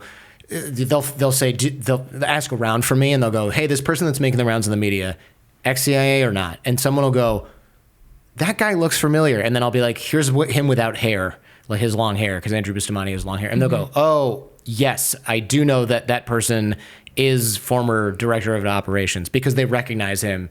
And you go, okay, that's good enough. I've had people be like, I'm ex-KGB or whatever, or ex-FSB from the Russian side, and I'll ask somebody, and they're like, yeah, we don't have a program that does the things that she says are happening. And I'm like, okay, but would you tell me if you did? And they're like, yes. But if they're like, I can't tell you about that, and we had people that did that, but I don't know any of them, it's like, okay, maybe. But there's a woman out there that's doing the rounds of a podcast, and she's like, yeah, I was a sex spy for the FSB, and it's like they made a whole podcast about it, and I was like, this is just not adding up at all. And I contacted a bunch of people, and they were kind of like, yeah, if that program exists, it doesn't really operate like that. And then also just her timelines didn't add up and all this stuff. And I think Vice did a piece on her, and they found out like some of her photos were photoshopped and stuff like that. It's like, cringe. Because there are grifters out there that try to do that. And you have this problem too, right? You don't want to platform somebody who's just a complete bullshitter. Unless the idea is to expose them as a complete bullshitter. Yeah, I think the most common complaint I get is I have a lot of people from different backgrounds that watch my stream. A lot of military people will email me every time some military guy comes on, and they'll be like, hey, this guy who said he works in Navy Intel, what that means is he sat in an office and he looked at some stuff and he did this. Him pretending that he has access to like the 9/11 docs because he worked on some random fucking base for 4 years is absolute fucking bullshit. Yeah. Or a lot of people email me or we know like a mutual friend who work at the CIA or whatever. And like most of these people, they're like decently intelligent, but they're normal people. Like a person that works at the CIA is not necessarily Jason Bourne, right? Or these like it's not the day-to-day job is not like how many Americans can we secretly kill today. Like these are normal people. One thing that I hear commonly, I can never tell if it's true because it feels very not true, but I've heard it so many times from people that work in military and work in intelligence, is people talk about politics way less in those fields, like on the job, than people think they do. Sure. Okay, yeah. Like a lot of military guys, like people you just don't typically talk about like political stuff here or whatever. Yeah. So yeah, I've heard that too. I've also heard, well, these guys, especially the CIA types, they really lean into what people, unfortunately, they kind of have to do this. They have to lean into like, all right, I'm going to use spy tactics and I'm going to show you this spy tactic. And the truth is a lot of spy tactics are like reading lots of stuff, talking to people and actually paying attention to what they say. But it's like, no, I have to be able to like look at your neck and see if your pulse speeds up when this happens because I'm lie detect, like, and then it's like, oh, that's fake. That's just fake. Oh shit. Okay, I haven't watched any of your you mentioned the body language stuff that you did. Okay, yeah, because I was worried because I don't want to step on any toes. No, that's because nonsense. Yeah, because one of the things that frustrates me the most about this is that, especially if you're not aware of the person, people can have the exact same physiological reaction for two very different reasons. Because I've heard that stupid neck pulse thing for poker, and it's like, well, if you see that they're breathing a lot or their neck is pulsing, that means that they're bluffing. And it's like, or they got a really good hand, or they're just really excited, or they just got a text from their wife saying, "Why aren't you home yet?" Or they just saw a server that they, like there could be a million things. You have no idea. Is finally starting to disagree with them. Yeah, that's right. Or even I feel like there are some things that are good tells that are generally true. Personally, I think that when people over-explain some details, I think it's an indication sometimes that they're lying. Yeah. But there will be other things where, this is one of the most disappointing videos I saw, because I think JCS posted this video where they were looking at, I think it was Prince Andrew's conversation with somebody who they're asking about like the, something to do with Epstein or whatever. Yeah. And she asks him a question about like, so is it true that you were on Epstein's Island or whatever? And Prince Andrews is like, this isn't true. I don't know why people are saying this. And he paused and he's like, you can tell that he's getting very defensive. And the reason why is he's agitated because she's getting at something that's true. And it's like, well, maybe he's just really upset that people think he's a pedophile. Yeah. Like, it could be either way, you know? I hate it. It's like when like Kyle Rittenhouse or even Amber Heard, when they were like on the stand crying and stuff like that. And it's like, it doesn't really matter how you feel about that case. It's so frustrating to me when people are like, they're obviously fake crying. Right. I'm like, okay, well, first of all, Amber Heard's an actress. So whether she's fake crying or not, hopefully you can't tell if she's good at her job. You certainly can't tell. Yeah. And it's like, I hate body language analysis from like that level when like real, like if you go into like, are you familiar with Chris Voss? I am. Yeah. Yeah. So like real body language, like analysis is a lot less like pinpointed. It's a lot less like the TV show. Like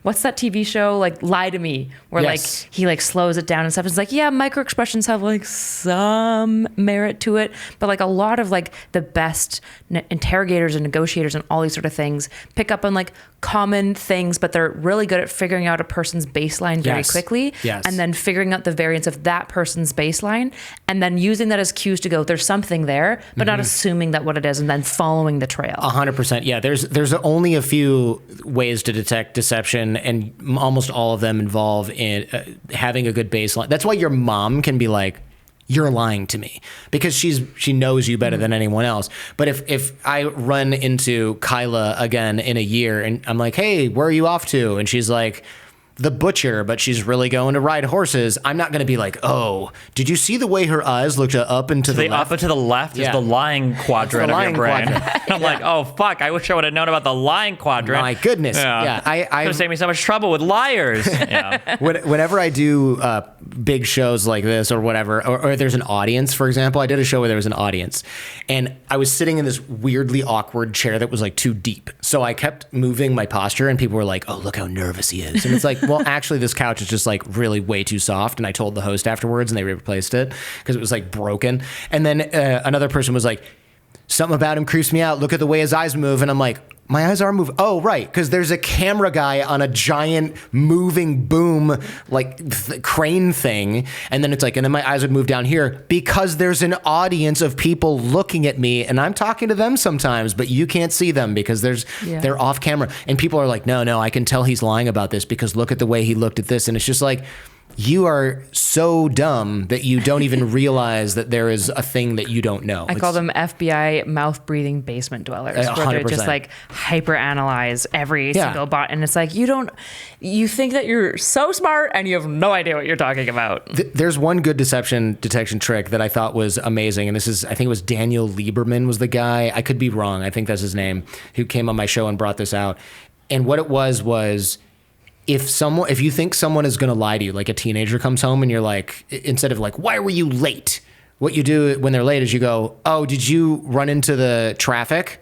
And they will hesitate because they're lying about the traffic. They're late because they were like smoking pot with their buddies in a parking lot. You're lying about there was a water main break or something. And they'll hesitate whether they decide, do I agree with you, even though I don't know and it could be a trap? Or do I just say, oh, I didn't know about that, but yes, I hit the traffic, which there might not have been any. Or do I just say, I don't know, and play dumb and go to bed? It's not what they answer. It's the hesitation while they evaluate that option. Because if they're not lying, they would just go, and I guess if you practice this, you could get good at it. Like, oh, I don't know. I didn't run into anything. I just, started. But then it's like, well, why were you late? There is a hesitation. If you use good deduction and it gets a little weird, but if you use good deduction, if you lay good traps, you can do that type of stuff really well though. So like, rather than saying, did you run into traffic? And then saying they hesitate by giving them that, but like saying something that's like obviously not true, or that it's not true. So like, oh, did you, were you you said you were staying at school. Oh, Barbara said she saw you or whatever. Did you guys talk or whatever? And they're like, oh yeah, for sure. But she like stayed home sick. Right. Watching somebody lie about a thing that isn't true and then not busting them right there, but letting them continue to talk. Like, oh, how long did you guys hang out for? And you're like, oh, I think I was with her for like 3 or 4 hours. Okay, well, that's a whole 3 or 4 hour chunk of time. You don't want to be accounted for that. Okay, yeah. That's interesting. Yeah. How much time do I need to have exactly, yeah. 2 hours. Wow. It's always I must have had a lot to say. What did you guys talk about? If you catch somebody lying, if you just let them see how far they go, is always way more valuable than just like, wait a second, that's a lie. Because then if somebody's gotten caught, they're probably just going to keep lying, but now you don't know because now you got them on the defensive. But if you say to them, oh yeah, well, what else did you guys do? Like sometimes people will spin the most luxurious stories about their night. And it's like, I love you that. were at Frank's the entire fucking night. I know that your car was there and they're like, oh shit. Especially because when you tell the person that, now they have no idea, like, oh fuck, I have no idea how much I just said is not true. Right. And I don't know what the fuck you know that I don't know that you know. And you're like totally fucked. I love that because you're right. If you just say, aha, Barbara stayed home sick, then they're like, no, not that Barbara. Sorry, I misunderstood your question. And then you're like, yeah. And then it's like, how much more would you have lied about given the opportunity to? Yeah. Right. No, that's brilliant. Yeah, you just get them to spin this whole yarn, and you find out how much time they want off the books. Oh, yeah. Did you guys go eat or anything? Yeah, we went to this place. Huh. Interesting. Okay, so maybe we're admitting we went there. There's so many things you can do with that. That's fascinating. That's nerve-wracking. Now I know you're playing 9D chess with all your questions. Yeah, well, that's why I can debate 9 people on Zoom at once when all of them want to scream at him. Oh. Yeah, so that is how I verify some of the stuff. And as for how I prep, it's tough because you can only with a former spy. It's like, well, they can always say I can't tell you that. So you have to anticipate when they say certain things, what you can ask about. So I can't say, oh, where were you stationed? Somewhere in the Middle East.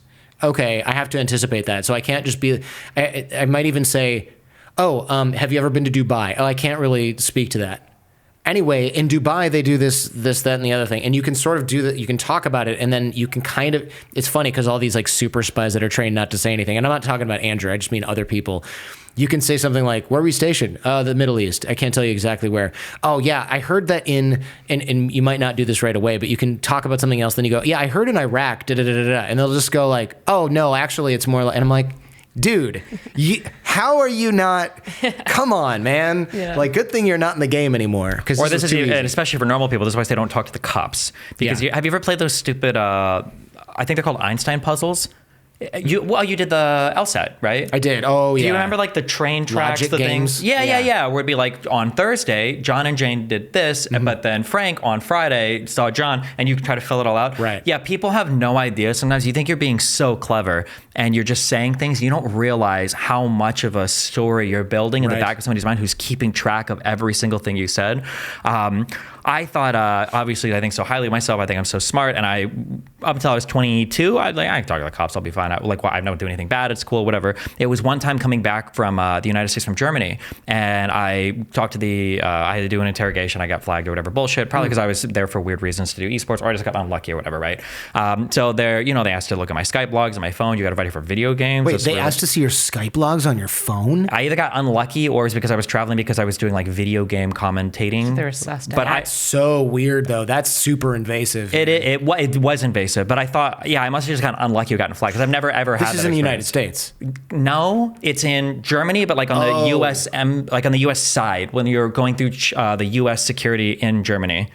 Wait, not at the airport. You're talking about at the airport. Oh. Okay, hold on. Wait, I don't know if I'm making this up. I feel like sometimes, I don't know if it's changed, but when you the Carmen alive, we did it, guys. Well, hold on. You come from Canada. It feels like sometimes you go through immigration on the Canadian side and sometimes on the US side. Does this happen? And sometimes in Europe, you'll go through immigration like on the European Canada, side. It's always once you land. So like when I fly back to Canada from the States, I don't have to do it here, but as soon as I land, I have to go through security there. And in the States, as I'm entering, so on my way into the States, I have to I feel like there's times where I've come back from Europe where you go through like the American side coming How back to the strange. United States. That's very unique to wherever you were, because I'm like, Sure. I've traveled so many times and I always hit immigration like when I land at JFK. However, there have been times where I've gone through essentially TSA in like the UK, and I'm like, wouldn't what be is surprised happening? Yeah, and If it's it's a airport totally side. separate line. Yeah. I was talking to this to the German person, and they just were asking me questions like, "What did you do today?" And I was like, "I woke up." It's like, "Oh, did you pack your own bags?" Like, "Yeah, I packed my bags." Nobody else saw them or nobody else touched them. I'm like, "No, they were in my possession the whole time." "Did you? And you had them the whole time? You're sure nobody touched them?" I was like, "Yeah, of course." "Walk me through your morning." "Well, I ate breakfast. That's intense. This is like a flight to Israel. I went to the bathroom. We got in a taxi, and they're like, "Oh, okay." Was it a number 1 or a number 2? How Well- long were you in there? Did you bring your bags in the bathroom with you? Was Barbara there? Yeah. So they asked me what I ate for breakfast. I said, yeah. And they're like, "Oh, tell me, you said you went to the bathroom." It's like, "Yeah, I went to the bathroom, small bathroom, whatever." It's like, "You went out." "Okay, cool." And they were like, "Yeah, in the bathroom." You said it was a pretty small bathroom. I was like, "Yeah." And it's like, "Did you like bring your bags with you in the bathroom?" Like, "No." And they're like, and then we kept going through. And then it was like 6 questions later. They were like, "So you didn't see your bags the entire time then?" And as soon as he said that, I was like, "Oh shit." I thought I'd like super fucked up. Yeah. And my whole mind state changed where I was like, okay, no, I guess I didn't have my bag in sight the entire time. And I was so mind fucked at that point. And I remember coming out of that interview, I was like, okay, I will never talk to a cop if I don't have to, because holy fuck, I couldn't. Yeah, I didn't realize how, yeah. But at the end, it was Yeah. nothing, because Of they went there, course. they were like, whatever. Everyone makes that mistake. Yeah. But what I'm saying my interrogation, they didn't like arrest me or anything. No, they were of just course. Like, yeah, but it was like, but like they expected, everyone makes that mistake, right? Nobody brings their bathroom or their bags in the bathroom when they take a crap, and they're not putting it in the stall. They're like, "Oh, I left it out in my hotel room, and my friend was there." They do that, but that's because they've used that 100 times. Yeah. And my cop friends all say, "Well, if you're a criminal, you have to get lucky every single day, and I only have to get lucky once." Which is kind of true. So he can use this thing that he's practiced 100 times to get lucky once. And it's like, if you're a terrorist, you are going to act differently when you're like, "I guess I haven't seen my bags the whole time." Or if your roommate's a terrorist, and they're just like, okay. But if you're like, "Oh, yeah, you're right. I guess they weren't with me the whole, wow, yeah, no, you're right." And then he's like, okay, well, that's how a not guilty person realizes they Sure. got caught in this thing. as opposed so to like, fine. "Oh, and then you went to the bathroom." And you're like, "Yes, I did go to the bathroom, and I brought my bags in with me, and I set them on the sink where they were in view the entire time." Right, It's and, like, and I have a lock on okay. them. That How only many I know the bombs do you code have to. on you right now, sir? Yeah. Yeah, exactly. Yeah. So I do a lot of prep by vetting. I do a lot of prep by listening to things they've talked about in the past. The problem with the super spy type folks is you can't go, "I'm going to research a bunch about Iraq," because they didn't tell you where they were. So you have to be like, I guess I'll just generally talk about the Middle East. And it's like, "I want to know about spy training." "Well, I can't tell you what I learned at the farm, but I can tell you what I teach at this company." So interviewing Andrew was cool. We're friends. He's a good dude. But I'm just like, you can't ask him stuff because he can't tell you stuff. But yes, for a grifter, it's a great gig. Again, he is not a grifter, but for a grifter, it's a great gig because if you don't know the answer to something or you've screwed up, you can say, "Security stuff, man, I can't tell you the truth about this." And it's like, well, your book is a bunch of bullshit. Sebastian, So, do you know who Sebastian Gorka is?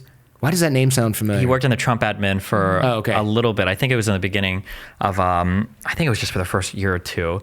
I don't know if it was true or not, but we started arguing about it because not to get super into the politics sometimes, but like everybody wants to talk about how great Trump's foreign policy is, right? And they'll bring up like the disaster that was Afghanistan for Biden or whatever. And I'm talking to him, it's like, this deal was originally crafted under Trump. And he was like, "Yeah, but that was an amazing deal." And then we go back and forth and he either doesn't know anything about it, or he thought I didn't know anything about it. But then at a certain point, he's like, "Listen, I was involved in negotiating a lot of this deal and you just don't understand what was going on." And I'm like, "Okay, well, fill me out because, the Inspector General did a report and this is what they, said about it." And he's like, "I can't even talk about these things." And I'm like, "Oh, okay." That was after like 10 minutes of argumentation. Like, you should just open with that. Yeah. And then now it's like, well, because fuck me, it's I not guess. true. Yeah. Yeah, exactly. Yeah. Because it's not. I can't. No. What I mean is, I literally can't talk about this because it's complete bullshit, and I'm talking out of my ass. Not because it's a secret.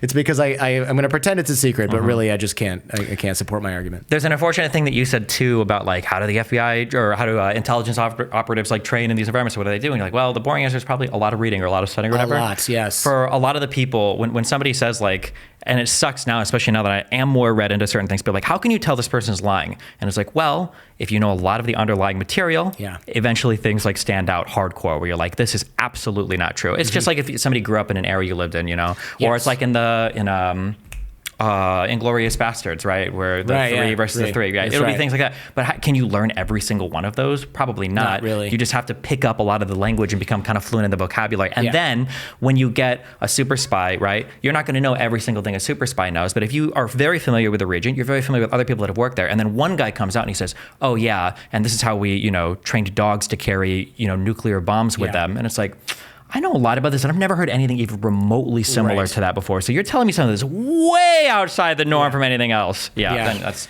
There's an Israeli unit. I forget what the name is, but it's something like, the name translates to those who live among the Arabs. Have you heard about this? I have not. And it's of course, these are Sephardic Jews, right, who have like really maintained their Yemeni culture or whatever it is, and they are deployed in deep cover in these. Have you ever seen Fauda? Oh yes. Why do I know that? It's on Netflix. It's a Netflix series about Israeli special forces or whatever. Anyway, one of the guys speaks like fluent Arabic.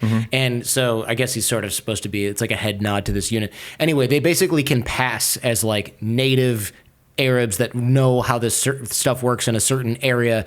You can't train, I mean, maybe you can, but it's probably damn near impossible, someone to be able to sit down with a family in Lebanon and speak their dialect and their language and pretend you grew up in that area and have dinner with them and not come across as somebody who's foreign, unless you really, like, you have to be first generation Lebanese, visited your family there 100 times until the most recent thing. Maybe you don't tell people you're Jewish when you go there to visit, like because otherwise, imagine some German... Die Hard. Remember when the German guys are dressed as security guards and John McClane's in the elevator and he's like, hey man, it's really raining out there. And the guy goes, yeah, it's raining dogs and cats. And he's like, boom, boom, right? Because nobody says that. He got it backwards.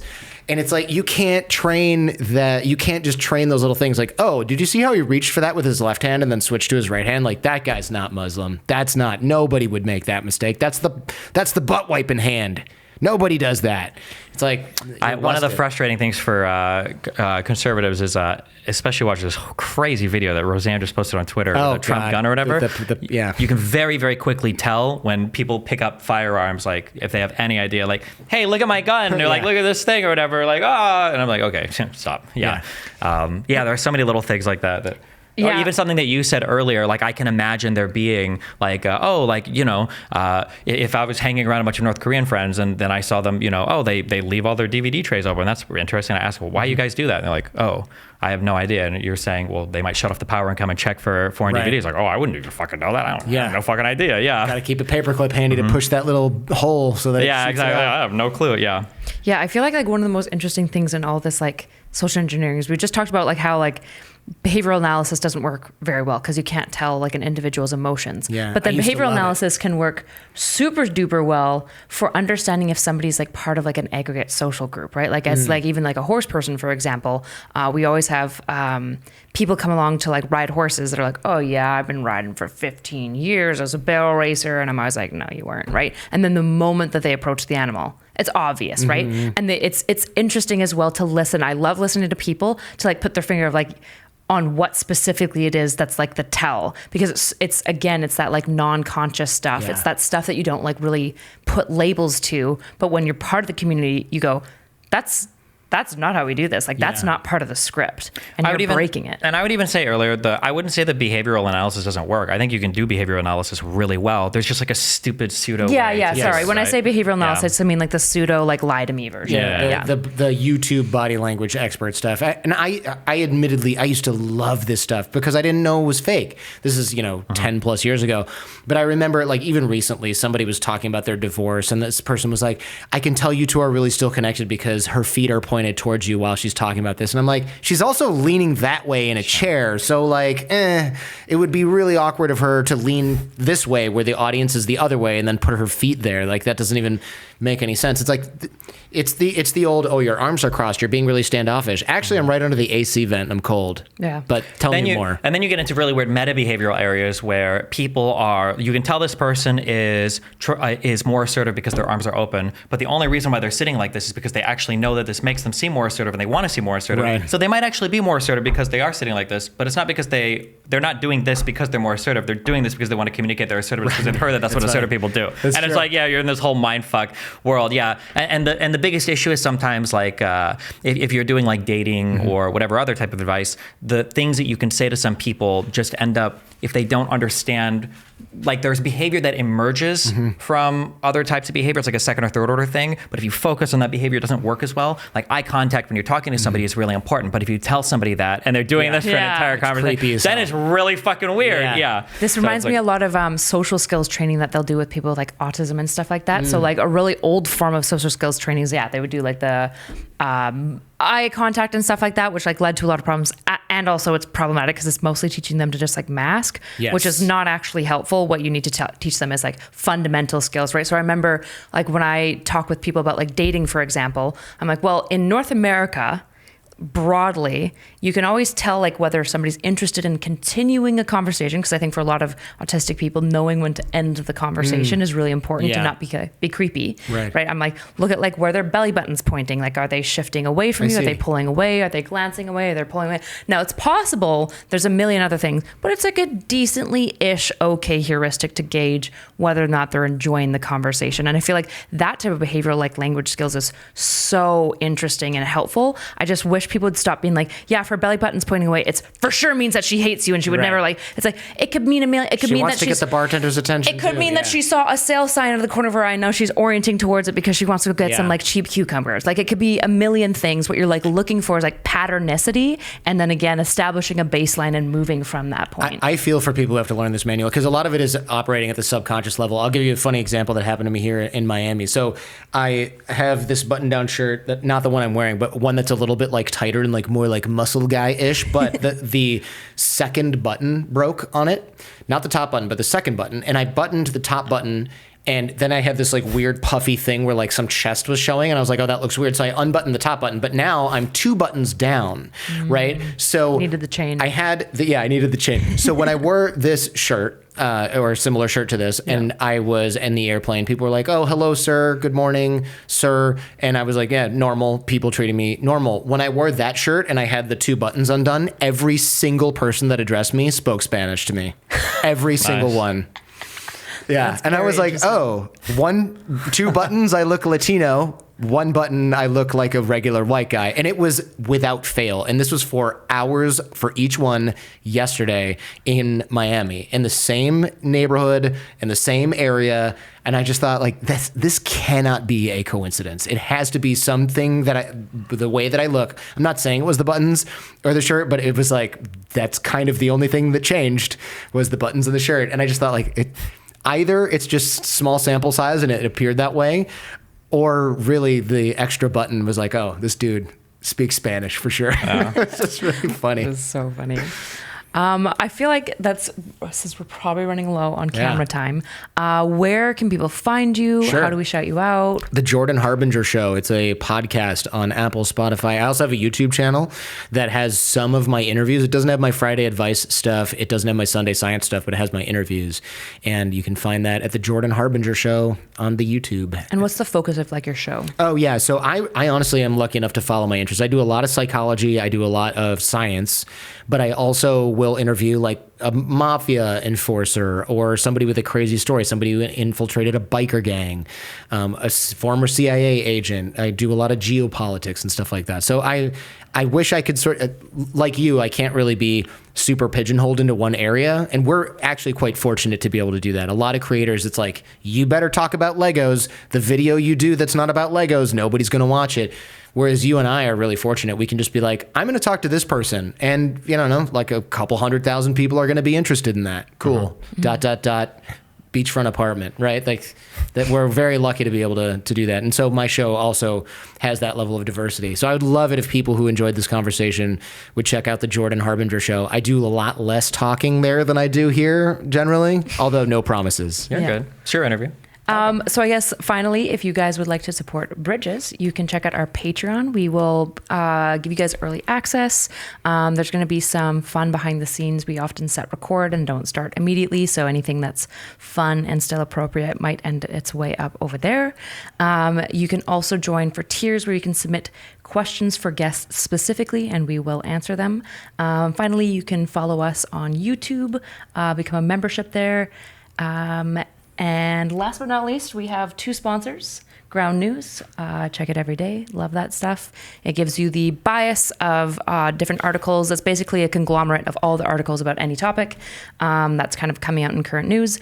It'll show you the bias, and you can kind of sort through a number of different leanings of the same story to kind of figure out what's going on in the situation. And then Skillshare, which is a kind of DIY YouTube-like community of people that share skills with one another. It's a monthly, no, it's not monthly anymore. It's an annual subscription. You can join it, and the description will be in the box below. Jordan, thank you so much for coming on today. Thanks for having me. This is a lot of fun. Thanks a lot. Thanks for buttoning your shirt up too. Yeah, you got it. That was risky. Risky. Yeah.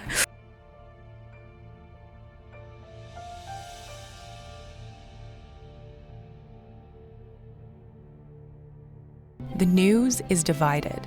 Ground News puts it back together, so you can see how many sources are reporting on any breaking story, where they fall on the political spectrum, how reliable they are, and who owns them.